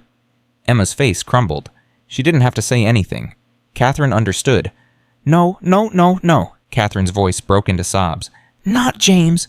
Please, not James. He died saving me. He died protecting us. Mother and daughter held each other, crying, grieving, clinging to the only family they had left. At 6:15 a.m., Rosie arrived at the hospital. She found them still holding each other, their tears exhausted, but their grief still raw. She stood in the doorway for a moment, her own eyes glistening, before moving to join them. I heard about James, she said quietly. I'm so sorry. I'm so incredibly sorry. He was alive this whole time, Catherine said, her voice hollow. 11 years. He was alive and I couldn't save him. You tried. You spent 9 years trying. Rosie sat down on the edge of the bed. And because of what you did, because of what Emma did, Michael Harrison is finished. The FBI arrested him an hour ago. It's all over the news. Is it really over? The network is collapsing. People are turning on each other, trying to make deals, trying to save themselves. Ashford is cooperating fully with investigators. By the end of the week, dozens of people will be in custody. Emma looked up. Kane? In surgery, he'll survive to stand trial. Rosie's voice hardened. He'll spend the rest of his life in prison. They all will. At 6:31 a.m., a doctor entered the room. He was young, maybe 35, with kind eyes and a gentle manner. He introduced himself as Dr. Marcus Chen Catherine's surgeon. "Mrs. Blackwood, I need to discuss your condition. And Mrs. Hartwell, we should examine you as well. You've been through significant physical and emotional trauma." "I'm fine." "You're 6 months pregnant, and you've been running, fighting, and crawling through tunnels for the past 8 hours. Please let us make sure you and the baby are healthy." Emma looked at her mother, who nodded. "Go, I'll be here when you get back." At 6:45 a.m., Emma lay on an examination table while Dr. Chen performed an ultrasound. The baby's heartbeat filled the room strong and steady. Emma closed her eyes and let the sound wash over her. "Everything looks good," Dr. Chen said. "The baby is healthy, strong. You're lucky." "Lucky," Emma laughed bitterly. "That's not a word I would use to describe my life right now." "You survived. Your baby survived. Your mother survived." Dr. Chen met her eyes. "Given what you've been through, I'd say that qualifies as lucky." Emma didn't respond. She just listened to the heartbeat, steady and constant proof that even in the midst of chaos and death, new life was still possible. At 7:12 a.m., Danny found her in the hallway outside her mother's room. He had been treated for his injuries, his arm in a sling, bandages visible under his shirt. But he was alive, and for that, Emma was grateful. "Tom's out of surgery," he said. "The doctors say he'll make a full recovery." "Good. That's good." "Emma." Danny hesitated. "I know this isn't the right time. I know you're grieving. But there's something you need to see." "What?" He handed her his phone. On the screen was a news article dated just 30 minutes ago. Breaking: Senator Ashford releases evidence of government corruption network. Dozens of arrests expected. Emma scrolled through the article. Names she recognized. Names she didn't. Politicians, businessmen, military leaders, all of them connected to Michael Harrison's web. And at the center of it all, a photograph of a man being led away in handcuffs. Michael Harrison, the monster who had destroyed her family. "It's really happening," she whispered. "It's really happening." Danny's voice was soft. "Your parents did this, Emma. They started something decades ago, and you finished it. Every person who gets arrested, every crime that gets exposed, it's because of what your family sacrificed." At 7:31 a.m., Emma returned to her mother's room. Catherine was awake, watching the news coverage on a small television mounted on the wall. Rosie sat beside her, holding her hand. "They're talking about James," Catherine said, her voice thick with emotion. "They're calling him a hero, a whistleblower who gave his life to expose corruption." "He was a hero. He was my husband, the love of my life." Catherine's eyes filled with tears again. "We were going to have a second chance. After everything, we were going to be a family again." Emma sat on the edge of the bed and took her mother's other hand. "We are a family. We're still a family, and in 3 months that family is going to get a little bigger." Catherine looked at Emma's belly, a small smile breaking through her grief. "A granddaughter. James told me before. He told me you were having a girl." "How did he know?" "He said he could just tell. He was always good at that, knowing things." Catherine squeezed Emma's hand. "What are you going to name her?" Emma had been thinking about this. Through all the chaos and fear and grief, she had been thinking about it. "Catherine," she said, "Catherine Rose Hartwell, after my mother and after the woman who saved us all." Rosie made a small sound, something between a laugh and a sob. "Rose, that was my mother's name." "I know, I thought it was fitting." At 8:03 a.m., the sun rose over Burlington. Light streamed through the hospital window, warm and golden, chasing away the shadows of the night. Emma stood at the window, watching the city come to life below. Her father was dead. Her childhood home was destroyed. The life she had known was gone forever. But she was alive. Her mother was alive. And in her belly, a new generation was preparing to enter the world. The door opened behind her. Danny entered, followed by Tom, who was in a wheelchair being pushed by Martha. "We need to talk about what happens next," Danny said. "What do you mean, Gaku? Michael Harrison is in custody, but his network is still partially intact. Some people escaped. Some are going into hiding. The FBI is working to round them up, but it could take months, maybe years." "Are we in danger?" "Possibly, probably." Danny's expression was serious. "I've arranged for federal protection. Marshals will be assigned to you and your mother, until we're sure the threat is eliminated." "And Blackwood Farm?" "Destroyed. The fire from last night leveled everything." Emma felt a pang of loss. The farm had been her mother's sanctuary, her family's legacy, and now it was gone. There's insurance, Tom said quietly. Your grandfather took out a policy decades ago. It's still valid. Enough to rebuild if that's what you want. I don't know what I want. Emma turned from the window. I don't know anything anymore. At 8:27 a.m., she made her first decision about the future. The farm, she said. We'll rebuild it. Not the same as it was, but something new. Something that honors what my family sacrificed while looking forward instead of back. Are you sure? My daughter is going to need a home. Somewhere she can grow up knowing where she comes from. Somewhere she can run through fields and climb trees and learn what it means to be part of something bigger than herself. Emma's voice grew stronger. That's what Blackwood Farm was supposed to be. That's what it will be again. Catherine, who had been listening from her bed, smiled through her tears. Your grandmother would have loved that. She always said the land was sacred, that it would heal whatever wounds we brought to it. Then that's what we'll do. We'll bring our wounds to the land and let it heal us. At 9:15 a.m., federal marshals arrived at the hospital. They were efficient and professional, setting up security protocols, checking identification, coordinating with hospital staff. Emma watched them work, feeling strangely detached from it all. You should rest, one of the marshals told her. A woman in her 40s with a no-nonsense attitude and kind eyes. We'll be here. Nothing is going to happen to you or your family on my watch. Thank you. Don't thank me yet. You've got a long road ahead. Trials, testimonies, probably a lot of media attention. It won't be easy. Nothing worth doing ever is.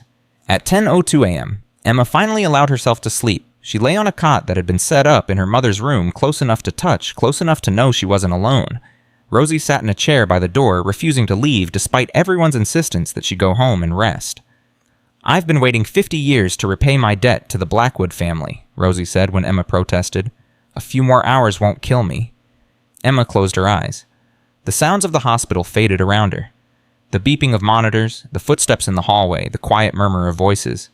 She dreamed of her father. They were standing in a field surrounded by wildflowers, the sun warm on their faces. James looked younger, healthier, free of the prison that had held him for so long.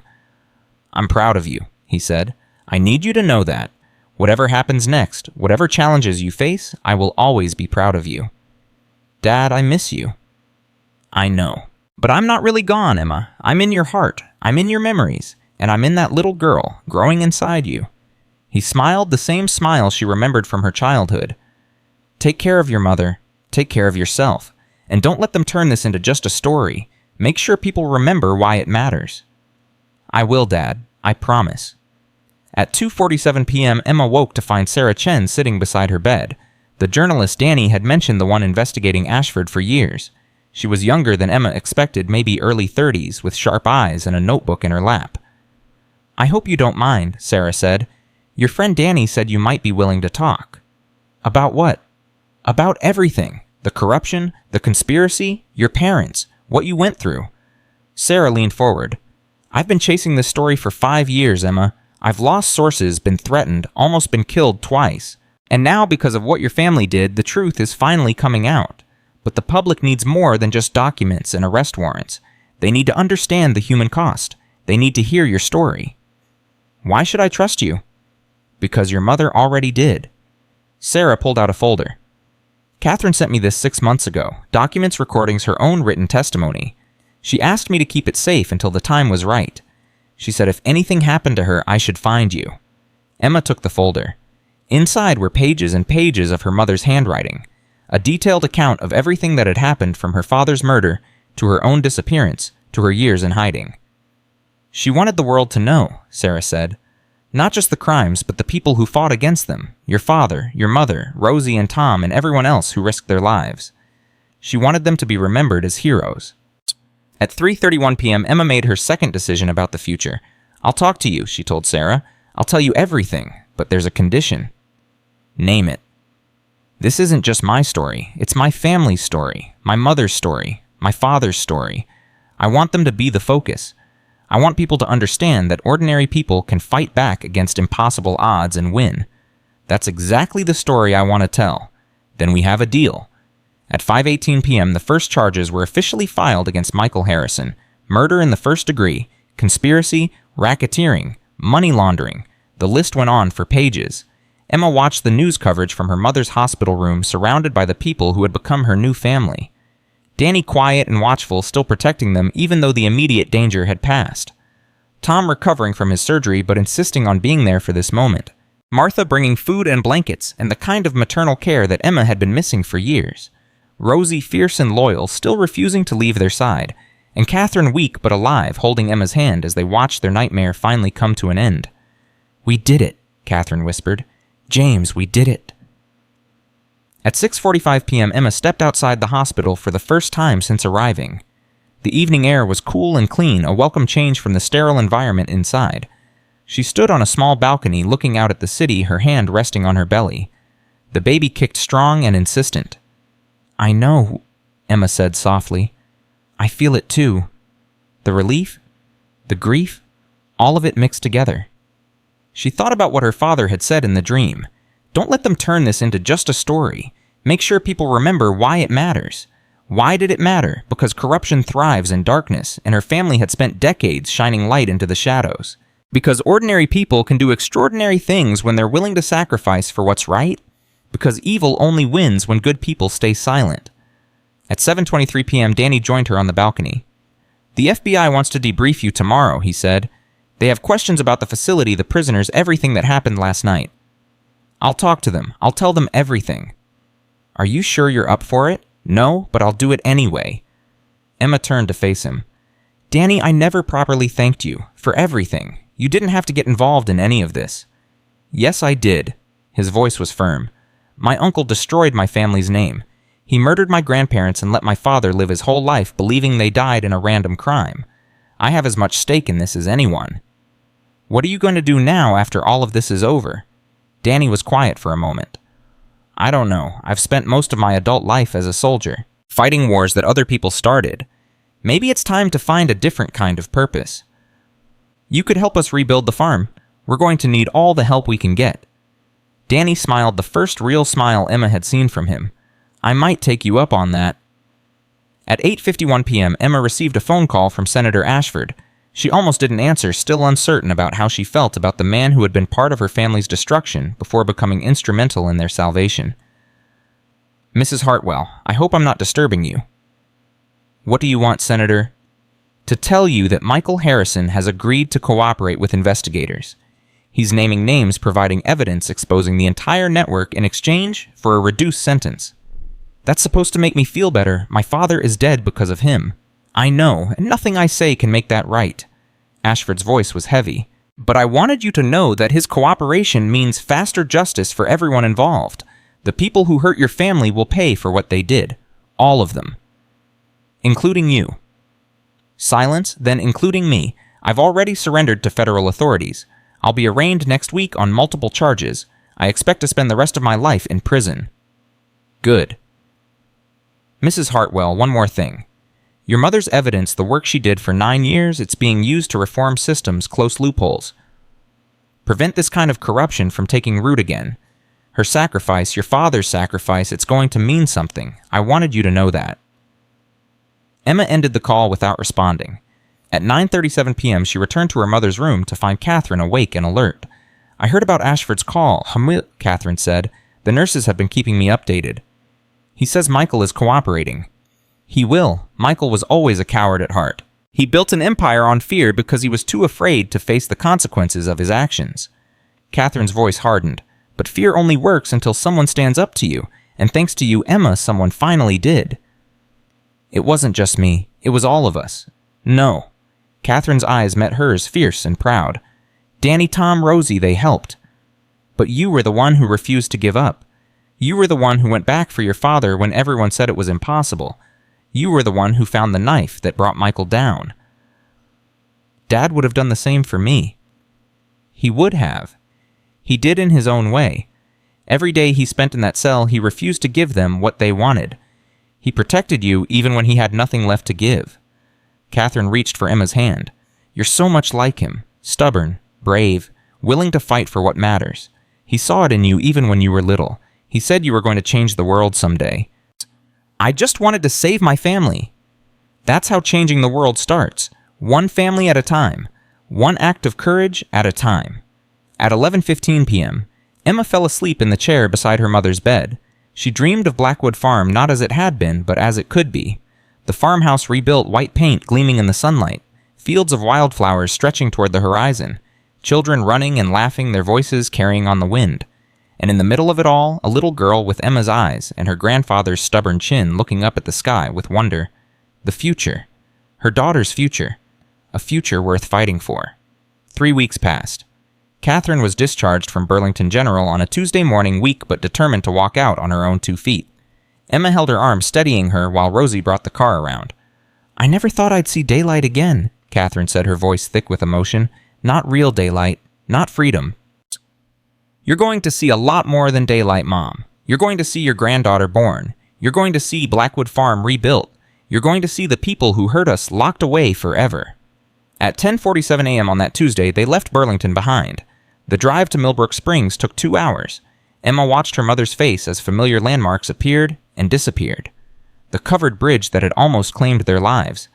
The forest roads they had fled through in desperation.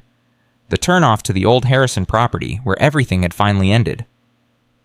"So much has changed," Catherine murmured, "and yet it feels exactly the same." Some things don't change. The land doesn't change. The people don't change, not the ones who matter.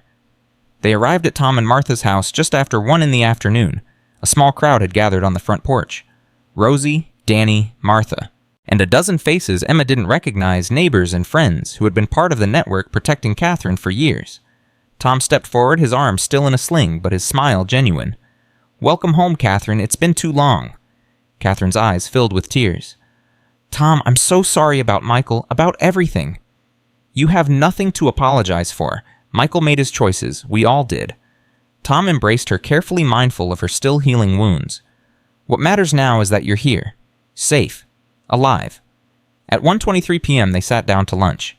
Martha had prepared enough food for 20 people, insisting that Catherine needed to eat to rebuild her strength. Emma watched her mother pick at her plate, overwhelmed by the attention after so many years of isolation. "The insurance company called yesterday," Danny said, breaking the comfortable silence. "The claim for Blackwood Farm has been approved. You'll have the funds to rebuild within the month." "That fast?" "Senator Ashford pulled some strings before he was arrested, said it was the least he could do." Danny's voice was neutral, but Emma could see the conflict in his eyes. Ashford had been both enemy and reluctant ally. Categorizing him was impossible. "I don't want his help," Emma said. "It's not his help. It's what you're owed. The insurance was your grandfather's. Ashford just expedited the process." Danny met her eyes. "Sometimes the right thing gets done for the wrong reasons. That doesn't make it less right." At 2:15 p.m., Emma received a call from Sarah Chen. "The article is ready," Sarah said. "It's going to run in tomorrow's edition, front page. I wanted you to have a chance to read it before it goes public." "Send it to me." Emma spent the next hour reading Sarah's article on Danny's laptop. It was everything Sarah had promised. Thorough, honest, human. It told the story of the Hartwell family from James's initial investigation to Catherine's years in hiding to Emma's desperate rescue mission. It named names, cited documents, and included photographs that Emma had never seen before. Pictures of her parents on their wedding day. Her father holding her as a baby. Her mother in front of Blackwood Farm, young and hopeful. "Is it accurate?" Catherine asked, reading over Emma's shoulder. "Yes, all of it?" "Then let her publish it. The world needs to know what happened. They need to understand why it matters." At 3:47 p.m., Emma called Sarah back. "Run it." The next morning, the story exploded. Emma woke at 6:15 a.m. to find her phone flooded with messages. Reporters requesting interviews, strangers expressing support, old friends from before her hospitalization reaching out after years of silence. "You're famous," Danny said, handing her a cup of coffee. "Or infamous, depending on who you ask." "I didn't do this for fame." "I know, but fame found you anyway." He sat down across from her. "The question is what you do with it." "What do you mean? You have a platform now. People are listening. You can use that voice to make sure this never happens again, to advocate for victims, for transparency, for accountability." Danny paused. "Or you can disappear, rebuild the farm, raise your daughter, live quietly. No one would blame you." Emma thought about her father's words in the dream. Don't let them turn this into just a story. Make sure people remember why it matters. "I won't disappear," she said. "Not yet. Not until I've said everything that needs to be said." At 8:32 a.m., the first interview request she accepted came from a national morning show. Catherine watched from the couch as Emma sat in front of the camera answering questions about her family, her ordeal, her hopes for the future. She spoke clearly and directly, refusing to be sensationalized, insisting that the focus remain on the victims and the systemic failures that had allowed corruption to flourish for so long. "Your father died just 3 weeks ago," the interviewer said. "How are you coping with that loss?" "Well, one day at a time. Some days are harder than others, but I try to remember that he didn't die in vain. His sacrifice, my mother's sacrifice, they made this moment possible. Every arrest, every conviction, every reform that comes from this investigation, that's their legacy." "And your daughter, what do you want her to know about her grandparents?" "I want her to know they were heroes, not perfect but brave. They saw something wrong in the world and they fought to change it even when it cost them everything. That's what I want her to learn. That courage isn't the absence of fear, it's the decision to act anyway." At 9:58 a.m., the interview ended. Emma collapsed onto the couch beside her mother, exhausted by the emotional toll of speaking publicly about her trauma. "You did well," Catherine said, squeezing her hand. "Your father would have been so proud. I felt like I was going to throw up the entire time." "That's what courage feels like, sweetheart. Anyone who tells you otherwise is lying." 2 months passed. The trials began in early spring.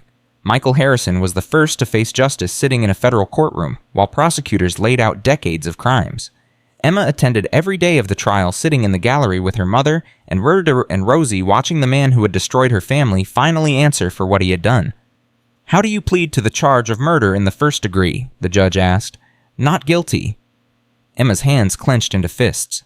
Even now, facing overwhelming evidence, Michael Harrison refused to accept responsibility. "He'll be convicted," Danny whispered beside her. "The evidence is too strong. He's just delaying the inevitable." "It doesn't matter. He should have the courage to admit what he did." Courage was never his strength. That's why he built an empire on fear instead. At 11:47 a.m. on March 15th, Michael Harrison took the stand in his own defense. It was a calculated risk, his lawyers hoping that his charm and charisma could sway the jury. But under cross-examination, the mask began to slip. "Mr. Harrison, you testified that you had no knowledge of your parents' murder. Is that correct?" "That's correct." "Then how do you explain this?"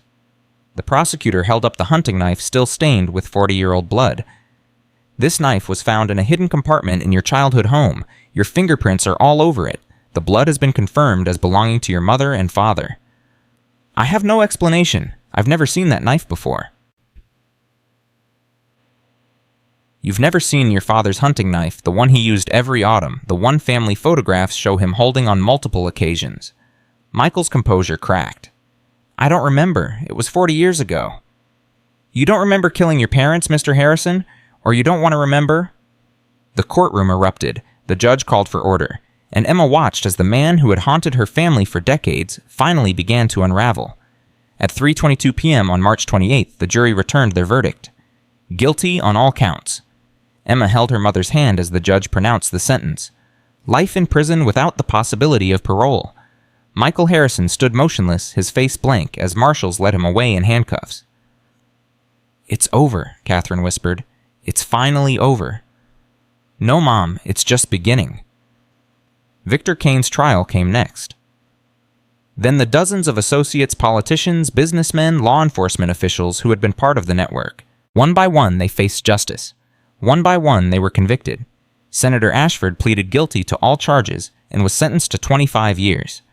In his statement to the court, he apologized to the Hartwell family and acknowledged that his actions had contributed to decades of suffering. "I don't forgive you," Emma told him during a private meeting before his sentencing. "I may never forgive you, but I acknowledge that you tried to make things right at the end. That has to count for something." "It doesn't. Not really." Ashford's eyes were hollow, empty of the ambition that had once driven him. "But thank you for saying it anyway." Spring turned to summer. Emma's pregnancy progressed normally, despite everything she had been through. Dr. Chen monitored her closely, marveling at the resilience of both mother and baby. "She's strong," he said during a routine checkup in early June, "just like her mother." "She's stubborn. That's the Hartwell gene. Call it what you want. She's healthy, you're healthy, and that's what matters." At 4:15 p.m. on June 3rd, construction began on the new Blackwood farm. Emma stood at the edge of the property with Catherine, Danny, and Rosie watching as workers broke ground on the foundation. The old farmhouse was gone, nothing but ashes and memories. but something new was rising in its place. "Your grandmother designed this house," Catherine said, holding up a set of blueprints that had been found in Rosie's attic. "Back in 1965, she always wanted to rebuild, to modernize, but your grandfather was too attached to the old place. She drew up these plans and then put them away, waiting for the right moment. The moment never came. Not in her lifetime, but it's coming now." Catherine pointed to the blueprints. "Look, she planned a room right here on the southeast corner. She labeled it nursery, like she knew somehow that one day there would be another generation to fill this house." Emma traced the lines of her grandmother's design with her fingertip, a woman she had never met reaching across decades to shape the future. "We'll build it exactly as she planned. Every room. Every detail." At 7:33 p.m. on June 21st, the longest day of the year, Emma felt the first contraction. She was sitting on Tom and Martha's porch watching the sunset when the pain hit. Sharp, intense, unmistakable. "Mom," she called out, trying to keep her voice calm. "I think it's time." Catherine appeared in the doorway, her face immediately shifting into focused concern. "How far apart?" "I don't know. That was the first one." "Let's time the next one. Don't panic. Babies take their time." But this baby, like her mother, had her own ideas about timing. The contractions came faster than anyone expected. By the time they got Emma into the car, they were only 6 minutes apart. By the time they reached the hospital, 4 minutes. "She's in a hurry," the nurse said, helping Emma into a wheelchair. "Some babies just know when they're ready to meet the world." At 11:52 p.m. on June 21st, Catherine Rose Hartwell was born. She came into the world screaming, her tiny face red with indignation, her fists clenched in determination. Emma held her for the first time and felt something shift inside her, a love so fierce and overwhelming that it seemed to rewrite the very fabric of her being. "Hello, sweetheart," she whispered. "I'm your mama. I've been waiting so long to meet you." Catherine stood beside the bed, tears streaming down her face. "She looks just like James, the same eyes, the same stubborn chin. She looks like a fighter." She is. She comes from a long line of fighters. At 12:17 a.m. on June 22nd, Danny arrived at the hospital. He had been in Washington testifying before a congressional committee about the reforms needed to prevent future corruption. He had driven through the night to get there. "I missed it," he said, out of breath from running through the hospital corridors. "You're here now. That's what matters." Emma shifted the baby in her arms. "Catherine Rose, meet Danny Harrison. He's the reason we're all still alive." Danny stared at the baby with an expression Emma had never seen on his face before. Wonder, vulnerability, hope. "She's beautiful. She's trouble. I can already tell." Danny laughed, and the sound filled the room with warmth. "I wouldn't expect anything less from your daughter." Summer faded into autumn. The farmhouse was completed in late September, just as the leaves began to change. Emma stood on the new wraparound porch, Catherine Rose in her arms, watching as the last of the construction equipment was hauled away. "We did it," Catherine said, emerging from the house behind her. "We actually did it. Grandma would have loved it. She would have loved you, both of you." Catherine reached out to stroke her granddaughter's cheek. She always believed in the future, even when the present seemed hopeless. This house, this baby, everything we've built, it's proof that she was right. At 3:45 p.m. on September 28th, they held a ceremony to officially open the new Blackwood farm. Half the town of Millbrook Springs attended. Tom and Martha, Danny, who had decided to stay and help run the property, Rosie, who had finally allowed herself to rest after a lifetime of keeping secrets, Sarah Chen, who was writing a follow-up article about the family's recovery, and dozens of others, neighbors and friends, old and new. "This farm has been in my family for 5 generations, Emma said, addressing the crowd from the porch steps. "It's seen joy and tragedy, love and loss, hope and despair. It was burned to the ground by people who wanted to destroy everything my parents built. But fire doesn't have the final word. We do." She looked out at the faces before her, many of them strangers who had become family over the past months. "My father used to say that home isn't just a place. It's the people who love you. It's the community that stands with you when the world turns against you. It's the choice to keep fighting even when fighting seems pointless." Her voice grew stronger. "This farm is my home, but all of you, everyone who helped us survive, who stood with us when we had nothing, you're my home too." Applause rippled through the crowd. Emma felt her mother's hand on her shoulder, steady and proud. At 6:15 p.m., as the sun began to set, a car pulled into the long driveway. Emma didn't recognize it at first. a black sedan government plates official in a way that made her immediately tense. After everything that had happened, she would never fully trust authority again. A woman emerged from the back seat, late 50s silver hair wearing a simple navy suit. She walked toward Emma with the confidence of someone who had spent decades in positions of power. "Mrs. Hartwell, I'm Director Patricia Warren, FBI. I apologize for the intrusion, but I wanted to deliver this news in person." Emma's heart rate spiked. "What news?" "Victor Kane died this morning. Prison incident. He was attacked by another inmate and didn't survive his injuries." The world seemed to tilt. Kane, the man who had haunted her nightmares. The man who had killed her father, terrorized her mother, threatened her child. Dead. How do I know this is real? You don't. Not yet. But you will. The story will break within the hour. I wanted you to hear it from me first before the media circus begins. Director Warren paused. "There's something else." "What?" "Before he died, Kane made a statement. A confession. He named names we didn't have before. People who had remained hidden, protected by layers of misdirection. We're making arrests as we speak. By morning, the last remnants of Michael Harrison's network will be in custody." Emma felt her knees weaken. Danny appeared beside her, steadying her. "It's really over this time," Director Warren said. "Your family's work is complete. The network is destroyed. Everyone responsible has been brought to justice." At 7:02 p.m., Emma sat alone on the porch watching the last light fade from the sky. Her mother was inside, putting Catherine Rose to bed. The guests had gone home. The farm was quiet, peaceful in a way it hadn't been since Emma had first arrived. Danny came out and sat beside her. "How are you feeling?" "I don't know. Empty, maybe. I've spent so long fighting, running, surviving. I'm not sure I know how to just live." "You'll figure it out. You're good at figuring things out." "Danny?" She turned to face him. "What happens now with you with us?" He was quiet for a long moment. "I've been thinking about that. A lot, actually. And I spent most of my life fighting other people's wars. Then I spent months fighting your family's war. And somewhere in there, I started to think of it as my war, too." He met her eyes. "I'm not going anywhere, Emma. Not unless you want me to." "I don't want you to." "Good." A small smile crossed his face. "Because I've gotten kind of attached to this place. And to the people in it." Emma reached over and took his hand. It felt natural. Right. Like something that had been waiting to happen since the moment they met. "We're not starting anything tonight," she said. "I'm too exhausted and too emotional and too everything else." "I know. But someday, when I'm ready, when we're both ready, I'll be here." At 8:47 p.m., Catherine Rose woke crying. Emma went to her, lifting her from the crib, holding her close. The baby settled almost immediately, comforted by her mother's presence. "I'm going to tell you a story," Emma whispered. "Not tonight. You're too young tonight. But someday when you're old enough to understand, I'm going to tell you about your grandfather James and your grandmother Catherine. I'm going to tell you about courage and sacrifice and love. I'm going to tell you about the farm and the people who fought to save it." The baby's eyes already showing hints of the green, and they would become stared up at her. "And I'm going to tell you that the world isn't always kind, that there are people who will try to hurt you to take what's yours to make you feel small and powerless. But I'm also going to tell you that you're not alone, that you come from a line of fighters who never gave up no matter how impossible the odds seemed."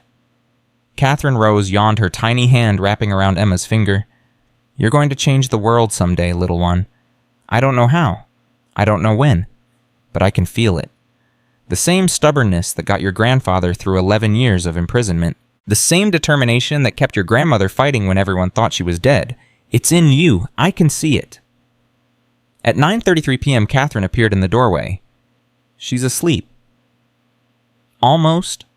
Catherine moved closer, looking down at her granddaughter with an expression of pure love. "I never thought I would live to see this.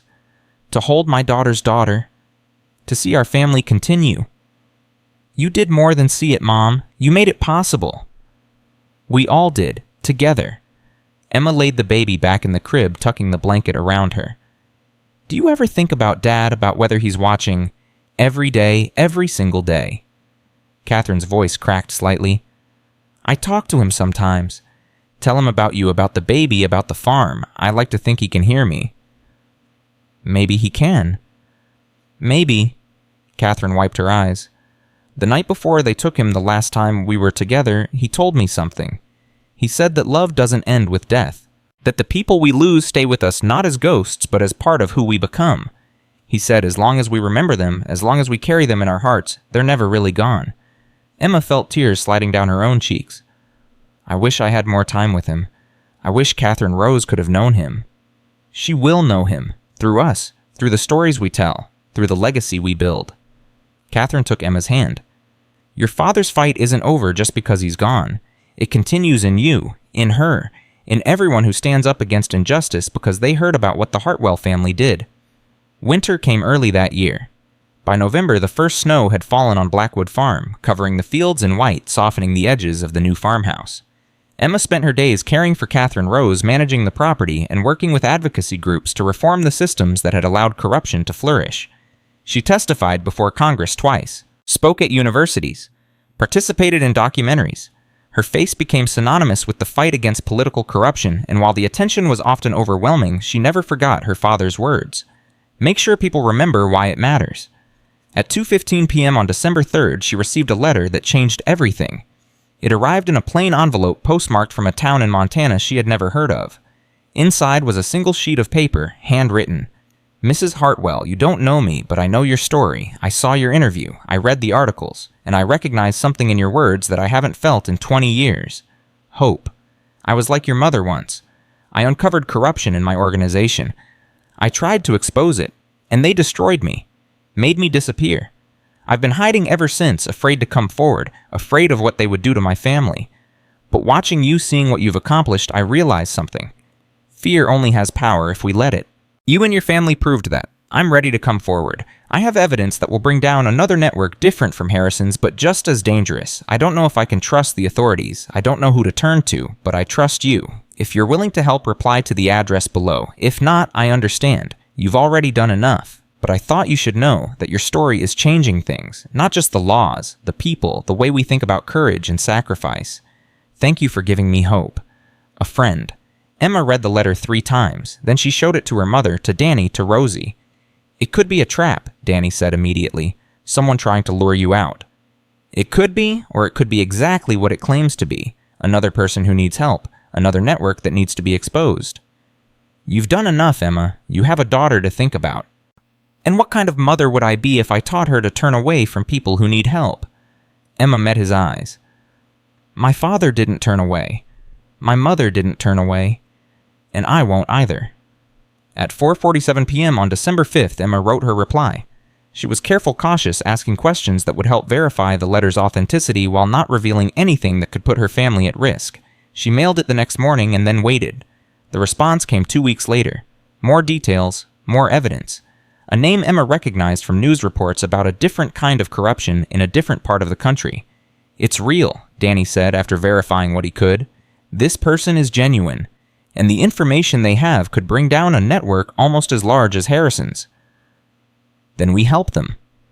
Emma, I know the risks, I know what I'm asking, but Danny, this is what we do now. This is who we are. We don't just survive, we fight. For ourselves, for others. For everyone who's too afraid to fight alone. At 11:23 a.m. on January 15th, Emma met her anonymous correspondent for the first time. It was a woman, Sarah Martinez, former executive at a defense contractor who had discovered her company was selling weapons to enemies of the United States and covering it up through a labyrinth of shell companies. I've been hiding for 3 years. Sarah said, her hands trembling around a cup of coffee. I lost my marriage. My children won't speak to me. I've been living under a fake name in a town where nobody knows me. That sounds familiar. It should. I studied your mother's story. She was my template. But I couldn't figure out how to do what she did. How to gather evidence without getting caught. How to stay hidden while building a case. She had help, a community, people who believed in her. I don't have that. You do now. At 3:52 p.m. on March 8th, the second network fell. It happened faster than anyone expected. Sarah's evidence, combined with the investigative resources that Danny and his contacts could provide, created an airtight case. The arrests came in waves. Executives, politicians, military officers. The defense contractor was shut down. The weapons pipeline was closed. Sarah Martinez became the next face of the anti-corruption movement. I couldn't have done this without you, she told Emma at the press conference announcing the indictments. Yes, you could have. You just needed someone to show you how. Spring arrived again at Blackwood Farm. Catherine Rose took her first steps on the wraparound porch, wobbling forward into Emma's waiting arms. Catherine watched from her rocking chair, tears of joy streaming down her face. "She walked," Catherine exclaimed. "Did you see that? She walked. I saw Mom. I saw." Danny lifted the baby into his arms, spinning her around while she giggled with delight. Over the past year, he had become a permanent fixture in their lives. Not quite family, not quite something else, but essential nonetheless. At 6:15 p.m. on May 3rd, Emma stood at the edge of the farm looking out over the fields her grandmother had designed, that her mother had dreamed of, that she had rebuilt from ashes. The sun was setting, painting everything in gold and red. Behind her, she could hear laughter from the house, Catherine playing with her granddaughter, Rosie arguing with Martha about a recipe, Tom telling Danny stories about the old days, her family, her community, her home. "Dad," she whispered into the evening air, "I hope you can see this. I hope you know that everything you fought for, everything you sacrificed, it wasn't in vain. We won. Maybe not the way we planned. Maybe not without cost. But we won." A breeze rustled through the grass, carrying with it the scent of wildflowers and new growth. "I'm going to keep fighting. Not forever. But for now. There are more people like Sarah out there. More networks. More corruption. And as long as I have the strength, I'm going to help them the way you helped us." She felt a hand on her shoulder. Danny come to find her. "Dinner's ready. I'm coming." "You okay?" "Yeah." She turned to face him, and for the first time in as long as she could remember, she meant it completely. "I'm actually okay." At 8:47 p.m. they sat down to dinner as a family. Emma looked around the table at the people who had become her world, her mother stronger now than she had been in years. Rosie finally at peace after decades of carrying secrets. Tom and Martha, the constants who had anchored them through every storm. Danny, the soldier who had found a new mission. And Catherine Rose, the future banging her spoon on the table and laughing at nothing. "Before we eat," Emma said, standing up with her glass raised, "I want to say something." Everyone fell silent, looking at her expectantly. 2 years ago, I walked out of a psychiatric hospital with nothing but a letter and a map. I didn't know where I was going. I didn't know what I would find. I just knew that I had to try." She paused, her voice thickening with emotion. "I found more than I ever imagined. I found my mother. I found my father, even if only for a few hours. I found friends who became family. I found a home that I thought was lost forever." She looked at Catherine Rose, who was watching her with wide, curious eyes. "And I found a reason to keep fighting. A reason to keep hoping. A reason to believe that even in the darkest moments, light can still break through." She raised her glass higher. "To family. To sacrifice. To the courage to face impossible odds. To everyone at this table and everyone who couldn't be here. To my father who gave his life so that we could live ours. And to the future, whatever it holds." "To family." Everyone echoed, glasses raised. At 9:15 p.m. with dinner finished and the dishes done, Emma carried Catherine Rose to the nursery. She sat in the rocking chair that had belonged to her grandmother, the one piece of furniture that had somehow survived the fire restored and placed in the room designed for exactly this purpose. "Once upon a time," Emma began, rocking gently, "there was a woman named Catherine Blackwood who loved her family more than anything in the world. She faced monsters and overcame them. She built a home from nothing and filled it with love. She taught her daughter that courage means being afraid and acting anyway." Catherine Rose's eyes were growing heavy, but she fought to stay awake as if she understood that this story was important. "That daughter grew up and had a daughter of her own, and that daughter, your mother, learned the same lesson, that the world is sometimes dark and sometimes dangerous, but that light can always be found if you're willing to look for it." The baby's eyes finally closed. "Sleep well, Catherine Rose. Dream of wildflowers and laughter and love. Dream of the farm and the family who will always be here for you. Dream of a future where courage conquers fear, where truth defeats lies, where hope outlasts despair." Emma kissed her daughter's forehead and laid her gently in the crib. At 11:47 p.m. she stood one last time on the porch. The night was clear, stars scattered across the sky like promises. Behind her, the house was quiet, everyone asleep, safe and protected. She thought about everything that had brought her to this moment. The hospital, the letter, the map, the chase, the rescue, the loss, the rebuilding. She thought about her father who had died so that his family could live. About her mother who had hidden for 9 years so that Emma could be safe. about everyone who had sacrificed, who had fought, who had refused to give up, even when giving up would have been so much easier. And she thought about the future. Catherine Rose growing up on this farm, learning to ride horses, playing in the fields, hearing stories about her grandparents, and understanding what they had given so that she could exist. The fight wasn't over. It would never really be over. There would always be corruption, always be injustice, always be people willing to destroy others for power and profit. But there would also always be people willing to stand against them. People like her parents, people like Rosie and Tom, people like Danny and Sarah, and countless others who chose courage over fear. That was the real legacy of Blackwood Farm. Not the land or the house or even the family name. It was the choice. The decision to fight for what matters even when fighting costs everything. Emma took one last breath of the cold night air, feeling it fill her lungs with clarity and purpose. She was Emma Hartwell, daughter of James and Catherine, mother of Catherine Rose, survivor fighter and keeper of the flame her family had lit generations ago. The darkness had not defeated them. It never would.